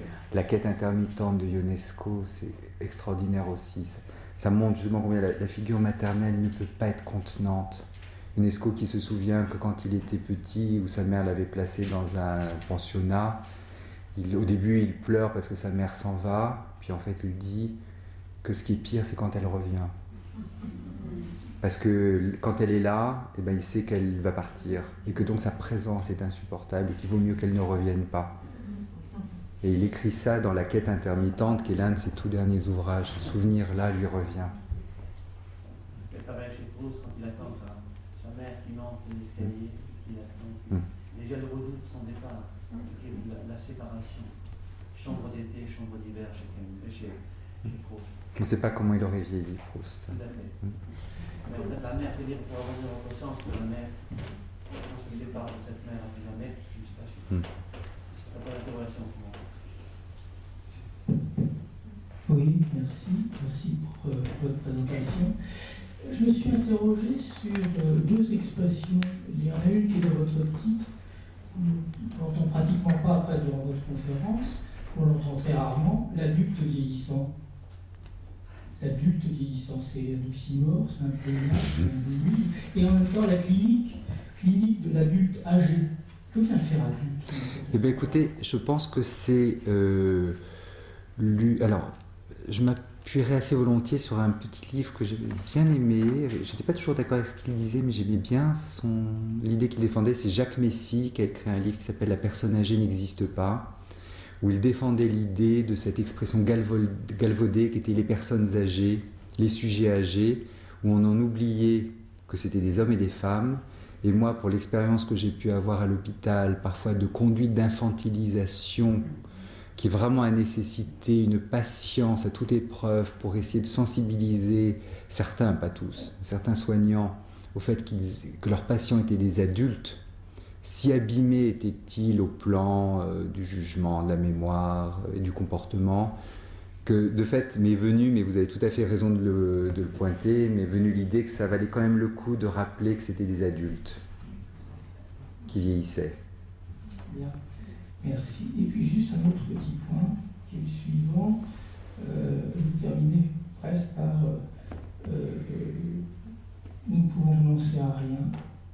Bien. Et en même temps, je me suis demandé, les personnes très âgées qui vont presque partir et qui sont dans cette situation qu'on appelle le syndrome de glissement, elles ne sont pas en train de renoncer. Oui, quand je disais qu'on d'une part ne renonce à rien, ce n'était pas moi, hein, c'est d'ailleurs c'est avec ça que j'ai terminé, c'était Freud qui disait qu'en effet on cherchait toujours des voies de substitution. Je pense qu'en effet le syndrome de glissement c'est l'échec de cette possibilité-là. Ces personnes qui s'abîment de façon terrible au plan somatique et psychique et qui en quelques jours Oui. Dans le syndrome de glissement, il y a un regret ou il n'y a pas de regret? Ben, le problème c'est que pour avoir... J'en ai pas eu énormément des patients comme ça, mais c'était des patients extrêmement difficiles à approcher, au sens où c'était des patients qui étaient dans un tel état de dérèglement somatique et psychique qu'on peinait absolument à pouvoir être en contact avec eux. La seule chose qu'on essayait de maintenir, alors c'était en plus pas du tout ma compétence, c'était celle des médecins et des soignants, c'était de leur maintenir le plus de confort somatique qui était, alors qu'ils refusaient tous les soins, ils refusaient de parler, d'être en contact. On sentait vraiment qu'il y avait une... Je ne sais pas si c'était du renoncement ou d'une résignation à ce que les choses ne soient plus comme avant et que de fait, il y ait une espèce d'attaque narcissique absolument terrible où ces patients, comme ça, en quelques jours, échappent à ce que les médecins tentaient de maintenir de vie chez eux. Je ne saurais pas vous dire ce qui est du registre du regret, du remords, des attaques mélancoliques qui peut-être les frappent. Merci. Et est-ce qu'il n'y a pas aussi à ce moment-là un émoussement affectif dans ces moments On pourrait souhaiter. de glissement? Et je suis comme Daniel Levy, moi je trouve qu'on aborde là les aspects.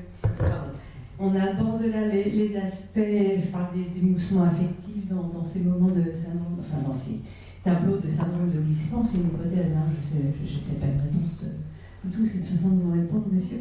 Mais je trouve en disant ça qu'on est en train de faire ce que Daniel Urvi vient de nous désigner comme prendre au fond un peu le contre-pied de ce que tu nous as si bien montré, enfin ce besoin du bercement, de l'apaisement, de la tendresse, ce retour à des sentiments ou à des états affectifs extrêmement primaires. Non, n'ayons pas honte, quoi. Voilà, mais c'est pas inintéressant que finalement l'envers de la médaille se rappelle toujours à nous.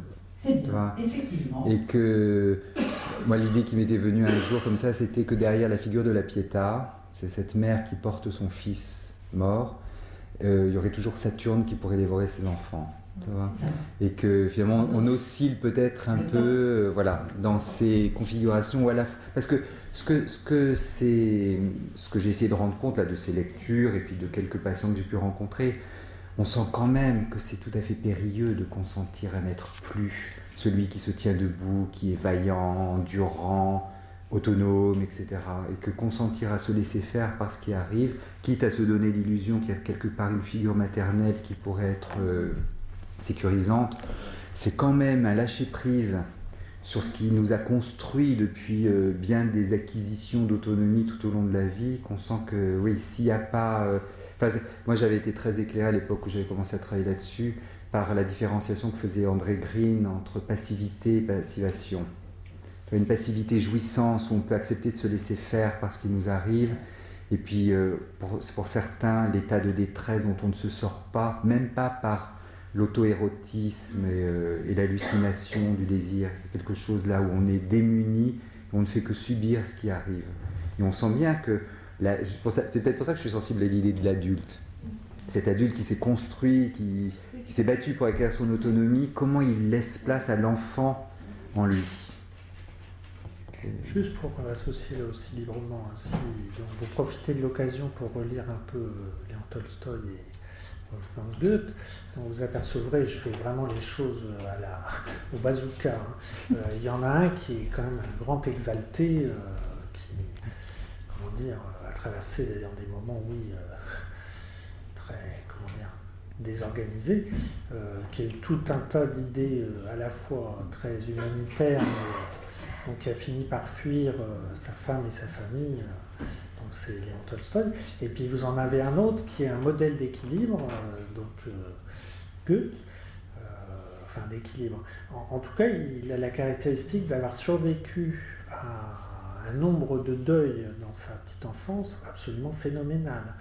Il a gardé juste une sœur, dont il était, paraît-il, très très proche, mais donc le reste de la fratrie est décédé. Et donc si vous faites le listing entre les naissances auxquelles il a assisté et les morts de sa fratrie qu'il a vues, donc dans les 5 ou 10 premières années de sa vie, ça n'arrête pas. Et ensuite, il a réussi à trouver une sorte de sérénité absolument phénoménale. Alors c'était un cœur d'artichaut, il est tombé amoureux, pareil, de manière compulsive. Mais donc, il dit des choses, je vous lis les phrases, parce que c'est justement cette opposition entre se laisser bercer, se laisser aller. Si vous voulez, tout à l'heure, je vous lirai les rêveries de Rousseau, dont la biographie aussi gagne à être connue, où il se dilue, il se mélange comme ça avec le lac sur lequel trouvent enfin l'apaisement, mais donc, ou des gens qui sont plutôt du versant phallique. Donc, Goethe voit mourir la grande-duchesse mère le 14 février. Sa réaction est immédiate et se traduit par une phrase qu'il va adresser à un ami. « Tant que le jour luira, nous voulons porter haut la tête, et tant que nous pourrons produire, nous ne nous reposerons pas. » C'est cette espèce de besoin de productivité. Et le lendemain, en quelque sorte, il réalise qu'il a peut-être été quand même un peu trop sténique, et il dit « Je me force au travail. Il le faut pour que je conserve le dessus et que je supporte cette séparation subite. La mort est quelque chose de bien étrange. Malgré toute notre expérience, quand il s'agit d'une personne qui nous est chère, nous croyons la mort toujours impossible. Et nous ne pouvons y croire. Elle est toujours inattendue. C'est pour ainsi dire une impossibilité qui tout à coup devient une réalité.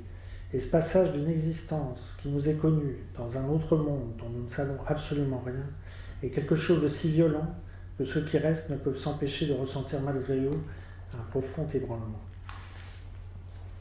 Voilà. Oui, il m'est venu en tête la conception orientale du temps d'un an un peu cyclique, et je me demandais si du coup, par rapport à cette vie, cette mort qui se reçoit beaucoup plus facilement dans ces pays-là, si vous pensez qu'en termes de vie psychique, il y a quelque chose qui peut se faire plus facilement de ce passage-là. Je ne saurais pas vous répondre. Vous avez des idées? Non, mais c'est vrai que je me disais, même au Vietnam, se faisait très facilement le fait d'avoir les cercueils dans le salon pendant très longtemps, et qu'on valorise énormément plus les ancêtres, alors ils sont peut-être plus portés, on va dire, sociétalement, donc je me demandais si psychiquement il y avait quelque chose qui se rejouait différemment. Je suis sûr que culturellement, il y a des effets sur la façon de concevoir la vieillesse, la mort et le rapport aux morts. Ça, indéniablement. Après, la diversité des situations culturelles, ma non-connaissance de ce domaine m'empêche de vous répondre. Mais oui, je suis sûr qu'il y a des choses à creuser de ce côté-là. Indéniablement.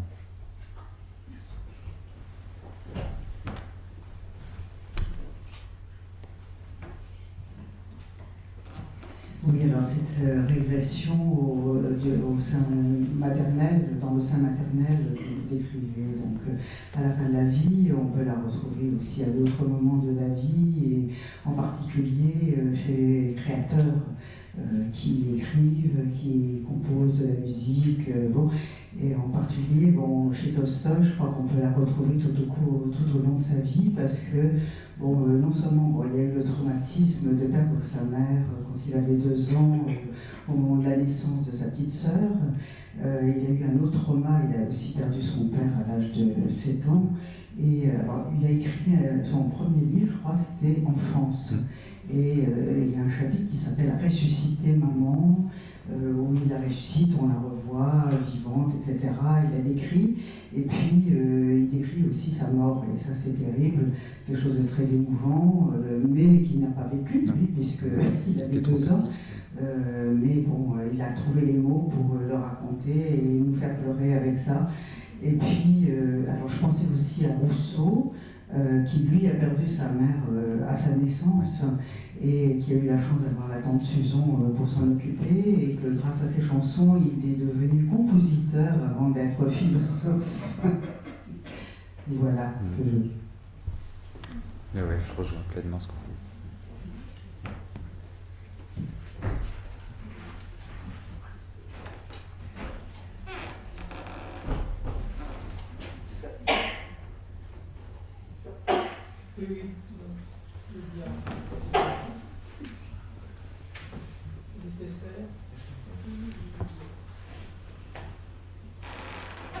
Merci. Dans les années 70, j'ai assisté très souvent à des discussions entre tenants de l'attachement qui se faisait via le sein de la mère, et puis qui était nécessaire comme, disons, élément primaire, et puis ensuite arrivait l'attachement, et on opposait à cela les thèses de Bowlby sur un attachement qui serait primaire, qui passerait par le sein du père, on pourrait laisser penser à cela, donc ce soit une analogie, mais je m'interrogeais sur l'être, la personne âgée, la personne âgée, l'adulte vieillissant, qui est en situation un peu de détachement, s'il n'y a pas un désir d'attachement, et puis un désir qu'on s'attache à lui.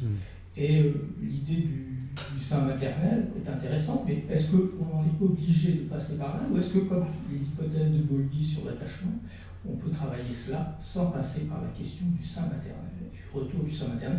Et avec le sein du père, je me demandais si effectivement on n'était pas sur une question d'attachement plus que... Oui, parce que vous voyez que la question du sein justement est très ambiguë. C'est pas tant la mamelle externe qui nourrit l'enfant qui est en jeu, c'est justement c'est pour ça que je voulais vous montrer les figurations d'Abraham que Bachet a retrouvées. Il y a à peu près, lui il a travaillé sur un corpus de 320 images qu'il a pu retrouver dans des églises, etc. Où justement, moi c'est pour ça que je trouvais ça extrêmement intéressant, parce que j'ai l'impression de lire Winnicott en lisant Bachet.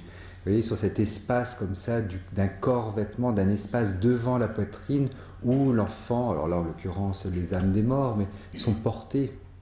Je pense qu'en effet il y a quelque chose de ce registre-là. Mais votre question me fait penser votre remarque me fait penser aux travaux de Michel de Musan sur le travail du trépas, qui est extrêmement intéressant parce que je ne sais pas bien, il explique pas bien quelle a été sa clinique pour qu'il puisse développer cette idée-là. Est-ce qu'il a travaillé en service de soins palliatifs ou pas?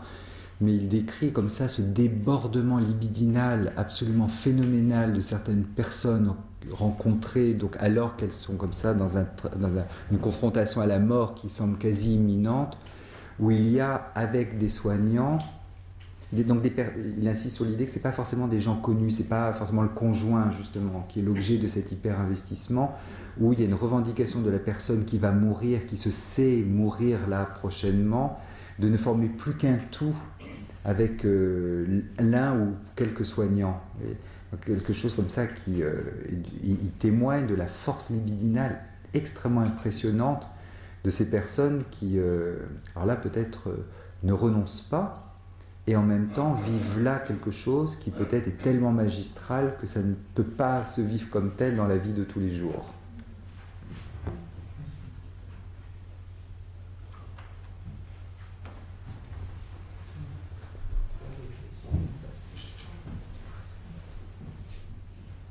Oui, moi je voudrais juste témoigner parce que je suis accompagnante en soins palliatifs et donc je vois énormément de gens avec des peluches qui ont besoin de tenir la main. Alors effectivement, comme vous dites, quelquefois des proches, mais quelquefois des bénévoles ou d'autres personnes. Et puis aussi des besoins évidemment de câlins et de tendresse, comme vous venez de décrire. Voilà, c'est très courant. Ouais, moi ça m'a beaucoup frappé, par exemple comme la première dame dont j'ai parlé qui me demandait de l'accompagner à sa mère et qui finalement a trouvé un linge sur son lit, elle a pris ce linge contre elle puis elle a fini par s'endormir. Moi j'ai beaucoup vu ça, mais vous voyez chez des personnes qui donc étaient atteintes de pathologies cérébrales extrêmement avancées, au point que ça suscitait des discours assez coriaces avec mes collègues neurologues qui me soutenaient que tout ça, ça n'était qu'une affaire de neurotransmetteurs et de zones cérébrales lésées. Alors pas tous, hein, certains étaient plus souples. Alors que moi je défendais l'idée vraiment d'aménagement défensif. Après il y a évidemment la double causalité qui peut être en jeu. Mais ça m'intéresse d'entendre ce que vous dites sur des personnes qui ont peut-être des pathologies gravissimes et qui n'atteignent peut-être pas forcément le jugement et l'orientation dans le temps et l'espace, etc. Forcément, c'est ça qui est assez étonnant, ce sont des personnes quelquefois avec qui on peut avoir une conversation d'adulte à adulte, mais ça n'empêche, il y a toujours ce besoin d'avoir quelque chose contre soi, de se retrouver un peu lové, d'avoir une matière, un textile, une fourrure. Voilà, une fourrure, le col d'une fourrure par exemple. Il est intéressant ce texte de Jacqueline de Romilly parce qu'elle résiste beaucoup au début pour dire qu'elle elle est surprise de ses souvenirs d'enfance qui rejaillissent alors qu'elle a dépassé 90 ans. Et ça l'encombre plus qu'autre chose. Et en fait, elle fait l'expérience que ça vient aussi la réconcilier avec quelque chose de son histoire. Il y a aussi le fait que les personnes qui sont arrivées vraiment en très fin de vie appellent leur maman très souvent. Et donc nous, on est appelés normalement, souvent, et on ne les dément pas, effectivement, et on est là.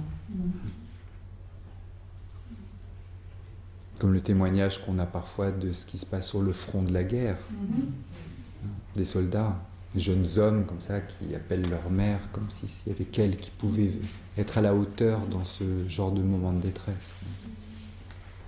Alors, pour à la fois casser l'ambiance, mais peut-être relancer, je vais vous donner quelques petites citations, puis après je vais vous parler de Madame de Romilly, justement. Une de Bachelard, « Le paradis, à n'en pas douter, n'est qu'une immense bibliothèque ». Une autre de Cicéron, je ne vous dirai pas de quand elle date, « Si vous possédez une bibliothèque et un jardin, vous avez tout ce qu'il vous faut. » Et donc, je cite Madame de Romilly, « L'autre jour, je faisais une promenade dans le parc de Bagatelle. » Je vous le recommande, dès qu'il fera beau. Et les premières jonquilles étaient déjà ouvertes au bord des chemins dans les pelouses. J'avais l'impression de renaître avec le printemps et j'aspirais ce printemps comme un cadeau inespéré. Mais en même temps, je suis sûr que le fait d'avoir lu, dans les semaines qui précédaient, le journal de Catherine Mansfield, où elle salue à un moment les premières jonquilles, ajoutait une dimension, une profondeur à mon plaisir. Je pense même que plus profondément, plus loin, le fait d'être dans ce jardin me rappelait doucement le livre que j'avais lu d'Orsenat sur le nôtre et sur la façon de dessiner ces parcs de la grande époque. Et peut-être très loin, plus au fond, y avait-il le souvenir imprécis du merveilleux chant dans lequel Sophocle célèbre les beautés de la nature en Attique avec son évocation du narcisse qui sert de couronne aux grandes déesses et du safran au reflet d'or. Que l'on se rassure, je ne me promène pas comme un dictionnaire de citations, tout cela reste inconscient, mais n'en est pas moins présent et donne à mon sentiment naïf et sincère une résonance plus profonde. Oui, les textes, tous les textes dont j'ai parlé, n'ont cessé de m'aider à vivre. C'est beau. C'est pas mal. C'est-à-dire à propos de la mort, il y a Vladimir Kelevitch qui a écrit des essais. Ah oui, bien sûr. Dans un livre qui s'appelle Vladimir Yankelevitch. Yankelevitch, on ne le présente plus, c'est des écrits sur la mort, sont plutôt rassurants. On se plaint de tout ça, c'est des choses de questions spontanément. On se préoccupe de cette mort alors qu'on sait qu'on est mortel. Rien, monsieur. C'était à propos de Yankelevitch, et il y a une exposition à la BNF actuellement. Oui, absolument. Non, c'est à propos de ses écrits sur la mort d'Yankelevitch. Justement, je fais court en faisant ça, c'est qu'en fait, il nous renseigne sur la mort, on parle de la mort. On est tellement préoccupé par cette mort alors qu'on sait qu'on est mortel. C'est un grand paradoxe. Alors que je sais que je suis mortel, et je suis très préoccupé par cette mort. On a tout plaisir. Il a écrit un très beau livre là-dessus qui s'appelle, enfin, c'est pas sur la mort en fait. Il y a quelque chose de très très fin, de subtil, quelque part dans l'inachevé. C'est un livre très intéressant qui montre ce temps qui passe. Parce que c'est un musicien par exemple.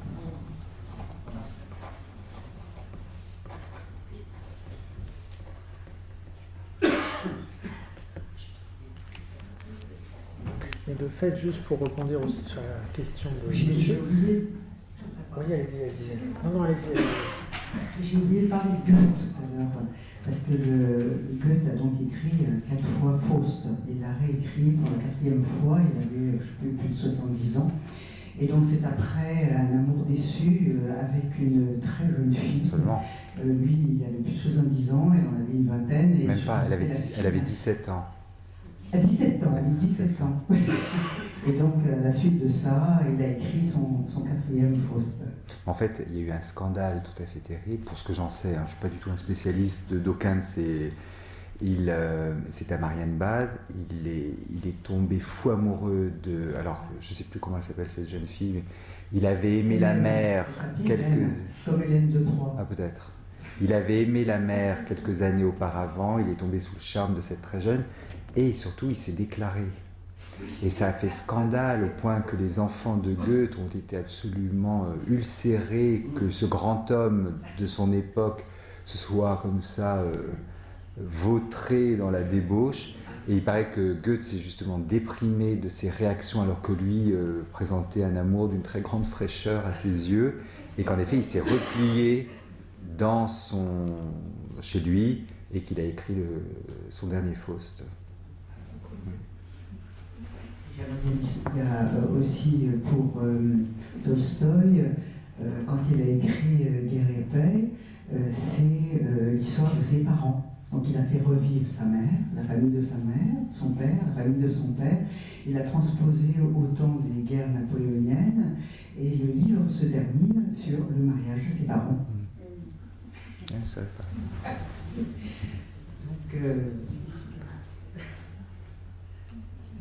c'est un peu plus réjouissant que d'arriver à la fin de la vie. Prenez le micro, sinon on ne va pas vous entendre. Là. Woody Allen nous rassure en disant que l'éternité s'élance surtout à la fin. Mais... Ça nous rassure, je crois.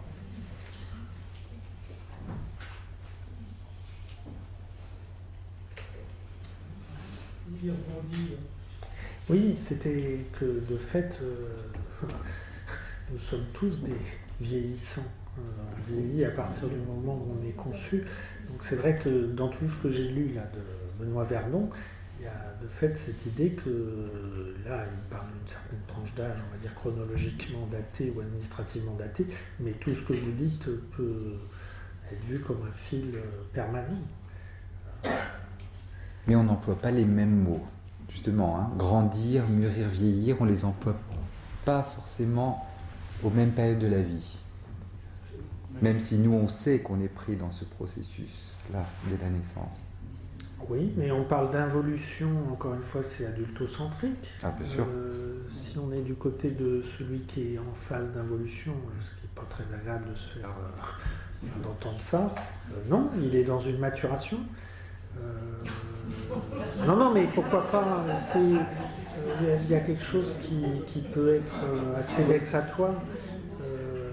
De la même façon, on vit une époque où donc de plus en plus, nous aurons une très très longue période qui consistera à pouvoir jouir de tout un tas d'activités comme ça. Et voilà, alors on appelle ça la retraite, mais parce que voilà, c'est le terme communément admis, c'est le terme qu'on utilisait au XXe siècle, mais il y a des gens qui parlent de l'âge de la longévité, ou il y a une façon de voir ça qui peut-être nécessite un nouveau vocabulaire. Alors, dans ce que vous écrivez, on sent bien que vous êtes fidèle aux sources, vous citez à juste titre Sigmund et compagnie, mais voilà, il y a beaucoup de perspectives qui s'ouvrent, enfin et encore une fois, c'est pas parce que ce serait un temps étal, ce serait pas parce que ce serait un temps aconflictuel ou parce que des peluches, je pourrais vous dire qu'il y a beaucoup de gens de nos âges qui continuent à en avoir à proximité.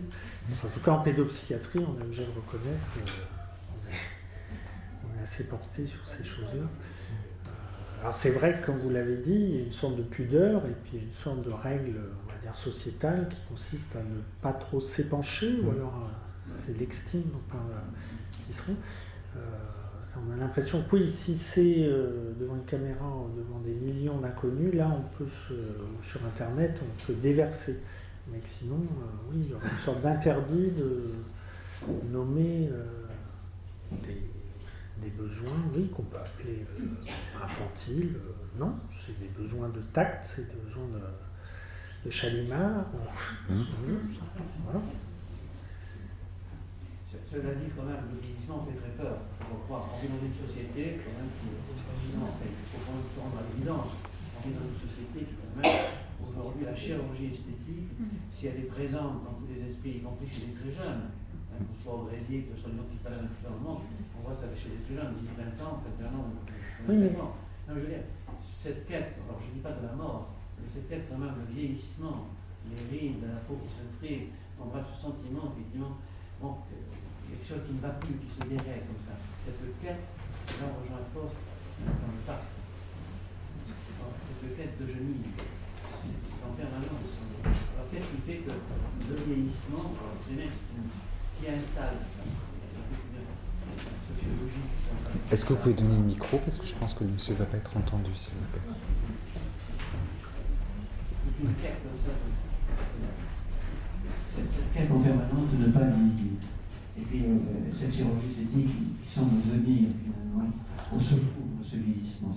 Qu'est-ce qui fait que de plus en plus jeune, on a peur de vieillir? Et de quel vieillissement s'agit-il? Est-ce que c'est la mort? Je ne suis pas sûr. Est-ce que c'est autre chose encore?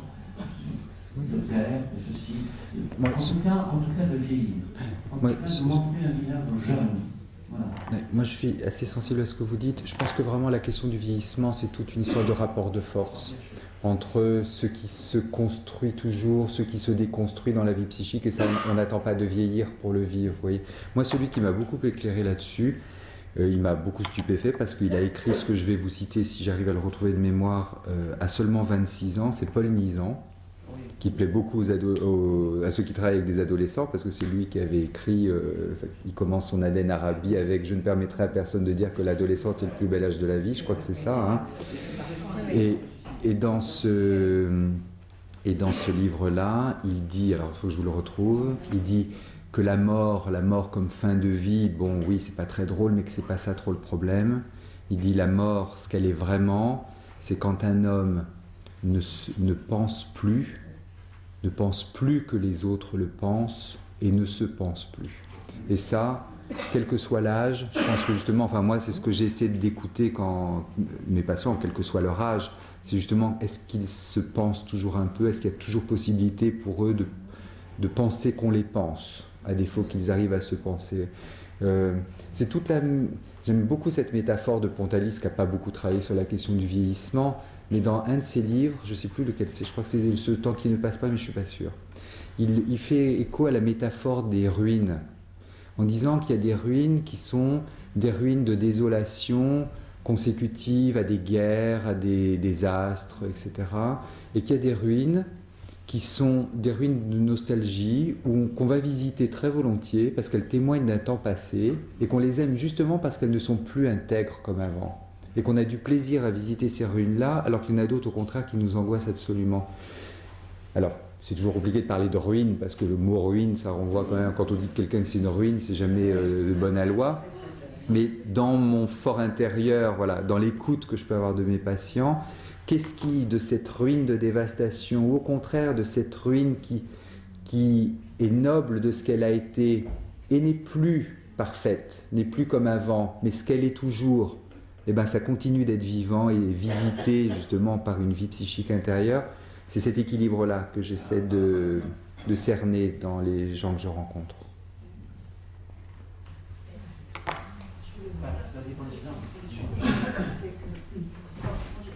Souvent, je pense que dans le vieillir, il y a un phénomène de déconstruction. Mais quand je dis déconstruction, c'est pas péjoratif. Non, je suis bien d'accord. C'est-à-dire que je me rends compte que les gens qui se déconstruisent, enfin, les contacts que j'ai eu avec les personnes âgées, ils ont de nouveau quelque chose de la sensibilité, de la sensorialité qui est très frais et quelque chose de l'ordre de l'hallucination, du désir aussi, la pensée hallucinatoire. C'est-à-dire que tout est possible de l'ordre de faire revivre même les personnes qui sont mortes sous une image. Je me souviens aussi d'une personne âgée qui y arrive. Une personne l'a visité avec un bouquet d'hortensia, et à ce moment-là, elle a dit « mais c'est ma sœur ».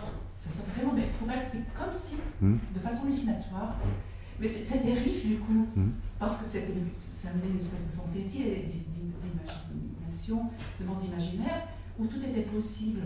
Le temps était déconstruit, mais c'était riche en fait, de possible. Ah, je suis tout à fait d'accord. Je pense que je pense que cette déconstruction. Mais je pense que ces hommes et ces femmes dont je vous ai parlé, qui vont pas si mal que ça, hein, somme toute. Mais je pense que c'est parce qu'il y a quelque chose qui s'est déconstruit en eux, justement, de la conviction que pour être au monde, il faudrait être droit, performant et endurant. Que justement, il y a quelque chose de ces positions identificatoires là qui ont pu s'assouplir pour que quelque chose d'autre puisse être vécu. Oui, et du coup, un renoncement à la maîtrise, par rapport à ce que vous disiez, finalement, à ne pas vouloir vieillir, on est dans la réalité, on est dans la maîtrise, de ne pas vouloir vieillir physiquement, de se transformer physiquement pour rester toujours jeune. C'est finalement appauvrissant, quoi, de montrer cette faciès où finalement on est jeune sans être jeune. Alors que là, c'est quelque chose de fascinant, d'accepter de... Enfin, c'est même pas accepter de vieillir, ça ne se passe pas dans la pensée. C'est quelque chose qui se déconstruit, mais qui va vers plus de richesse au niveau sensibilité, sensorialité, et que cette capacité hallucinatoire, je crois que l'enfant, cette étape-là de le fonctionnement hallucinatoire du désir, c'est-à-dire quelque chose de peut se fantasmer et se vivre comme si c'était vrai en fait. Mais toute la question, et ça je n'arrive pas à le discerner de façon assurée, c'est qu'est-ce qui des ressources psychiques garantit quand même un tant soit peu de protection contre l'angoisse quand les choses se déconstruisent. Je vais vous donner une petite vignette clinique qui m'a beaucoup marqué quand j'étais un jeune psy. Une patiente, non, j'étais même pas encore diplômé, je faisais mon stage. J'étais dans la salle de vie du service de soins gériatriques où je faisais mon stage. Et je m'essayais à mes premiers entretiens avec une dame qui ne pouvait pas se déplacer facilement. On avait réussi à se mettre quand même dans un coin. C'était un lieu où il y avait du passage, mais on parlait tous les deux dans notre coin. Et cette dame avait dans l'idée, je me souviens, elle avait 92 ans et elle pensait qu'elle en avait 12. Elle disait, j'ai 12 ans, et elle disait qu'elle attendait sa mère, qui allait lui apporter son goûter. Et moi, vous voyez, jeune psy en formation, je me disais, mais après tout, pourquoi pas ? Plutôt que d'être ce que je savais dans le dossier, une femme qui est veuve, qui n'a pas d'enfants, ou si elle avait des enfants, elle n'avait pas de visite, elle était dans un établissement gériatrique au cœur de Paris. Il n'y avait que les soignants qui savaient en gros que cette femme existait, qu'elle était là et qui était attentif à ce qu'elle aimait, etc. Je me suis dit, mais cette femme qui me dit qu'elle attend sa mère, qui va lui apporter son goûter, eh bien pourquoi pas. À ce moment-là, l'aide-soignante arrive avec le plateau repas. Et moi je me suis dit, il y a une continuité, la figure maternelle allait apporter le petit pain au chocolat, et là l'aide-soignante, en plus une fille remarquable qui... très délicatement, saluant la patiente, s'excusant de nous déranger, apporte le plateau repas, explique à la dame ce qu'il y a dans l'assiette, et elle déchire le petit sachet de fromage, et elle se met à hacher la viande qu'il y a dans l'assiette, ce que sa dame ne pouvait plus faire. Et moi, je me souviens de m'être dit, là, il y a une continuité maternelle, je vais pouvoir, moi, partir. Et là, je vois la patiente se figer devant les mains de l'aide-soignante qui découpait la viande. Et là, la dame fait ça, elle s'arrête, elle me regarde, et elle me dit, vous avez vu où j'en suis ? On me coupe ma viande. Et là, je me suis dit, mince, elle a atterri. C'est que, vous voyez, ça, je ne sais pas comment le qualifier, son délire, sa rêverie, son illusion, sa fantaisie de n'avoir que 12 ans, et qui était une conviction forte, c'est une conviction qui revenait chaque jour. Et bien là, je me suis dit, il s'est passé quelque chose dans l'agir pourtant extrêmement fin de cette aide-soignante. C'est pas comme si elle avait, vous voyez, en disant à la dame, allez, vous vous démerdez, vous coupez votre viande. Pas du tout, au contraire, c'était fait avec un liant fabuleux. Et bien malgré ça, la dame, parce qu'on lui a coupé sa viande, ça lui a signifié qu'elle ne savait pas le faire. Pourtant, l'aide-soignante ne l'a pas éduquée au sens, mais non, mais c'est pas ça. Elle était très bien, cette soignante. De laisser vivre cette expérience comme si elle avait 12 ans, en quelque sorte. Ben oui. Mais de toute façon, personne ne lui disait que ce n'était pas le cas. Oui. Ça aurait été d'une violence terrible que de lui dire que ce n'était pas le cas. Ce qui aurait été terrible, c'est si elle se lamentait que sa mère ne vienne finalement jamais. Vous voyez ? Ce qui n'était pas le cas non plus.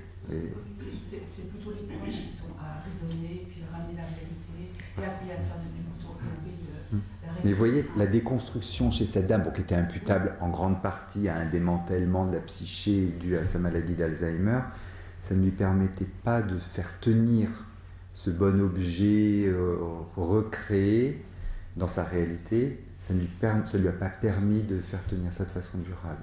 C'est une expérience qui m'a... J'avais, je sais pas, 19 ans à l'époque. Ça m'a absolument marqué. De me dire, mais qu'est-ce que c'est fragile, finalement. Oui. Pourtant, la conviction, elle était forte.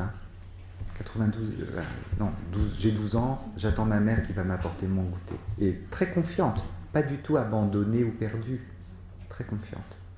Et pourtant, la déconstruction, là, ça rend modeste et ça montre, oui, qu'il y a un processus de désillusionnement dont nous ne sommes pas maîtres, puisque c'est elle seule qui le métabolise et en fait il se produit à son insu. C'est un très très bel exemple de tout ce que vous écrivez dans votre livre, comme quoi, oui, on avance en termes de savoir, mais finalement, est-ce que pour autant on peut téléguider l'esprit d'autrui? Ben non, il suit son chemin et voilà.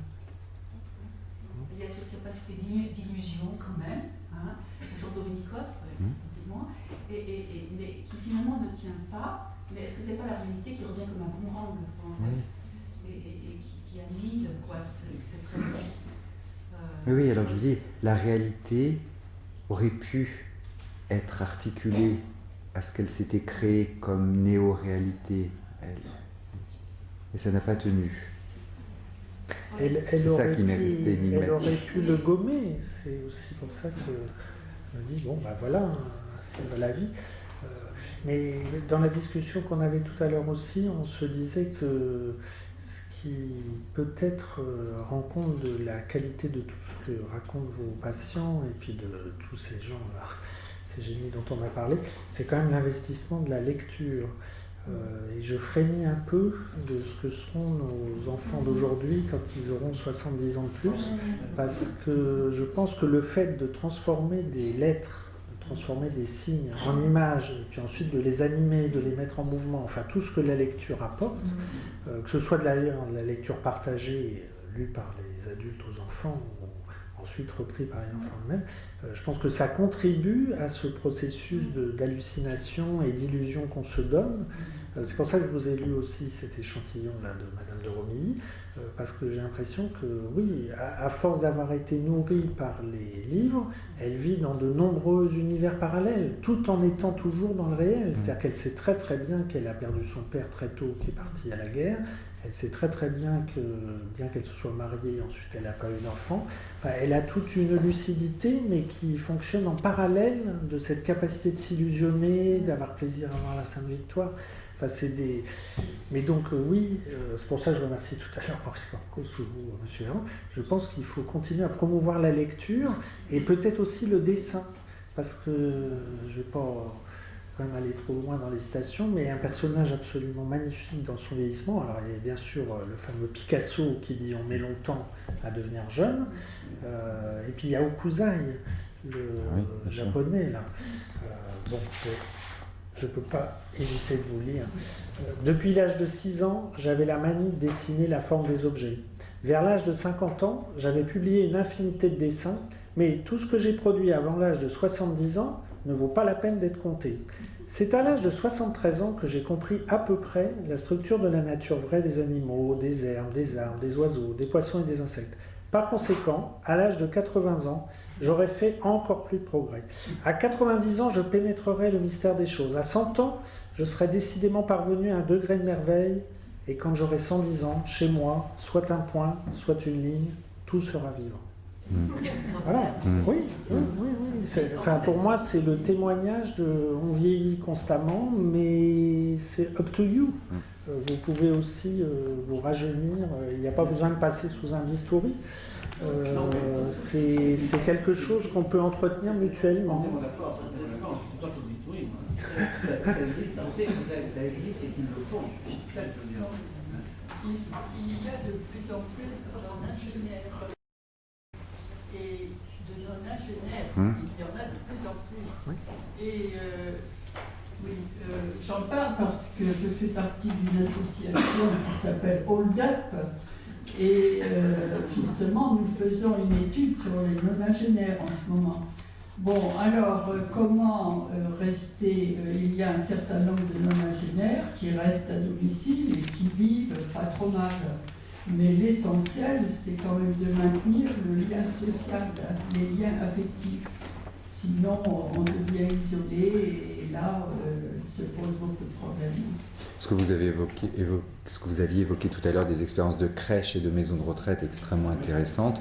Ce qui se fait aussi dans certaines structures, dans la création de petites résidences, c'est de garantir, quand il y a des petits logements, des petits immeubles, c'est de garantir que certains de ces appartements seront réservés à des personnes âgées qui habiteront au milieu des familles, plutôt que de faire des foyers logements pour les vieux et des résidences pour les familles.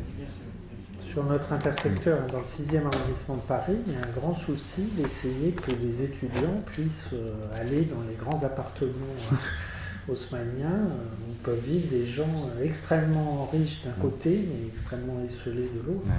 Oui, il y a beaucoup de... Il y a beaucoup à faire. Oui. Et je crois que ce que dit vraiment M. Hergon, qui a à retenir, c'est la nécessité du respect et la nécessité de bien les écouter pour essayer d'affiner au maximum nos positionnements. Parce que mieux on arrive à évaluer ce qu'on peut appeler leur potentiel. C'est vrai que moi qui travaille avec des enfants, c'est des termes qu'on a constamment. Ces fameux enfants à haut potentiel, là, comme si on avait un bas potentiel, c'est affreux.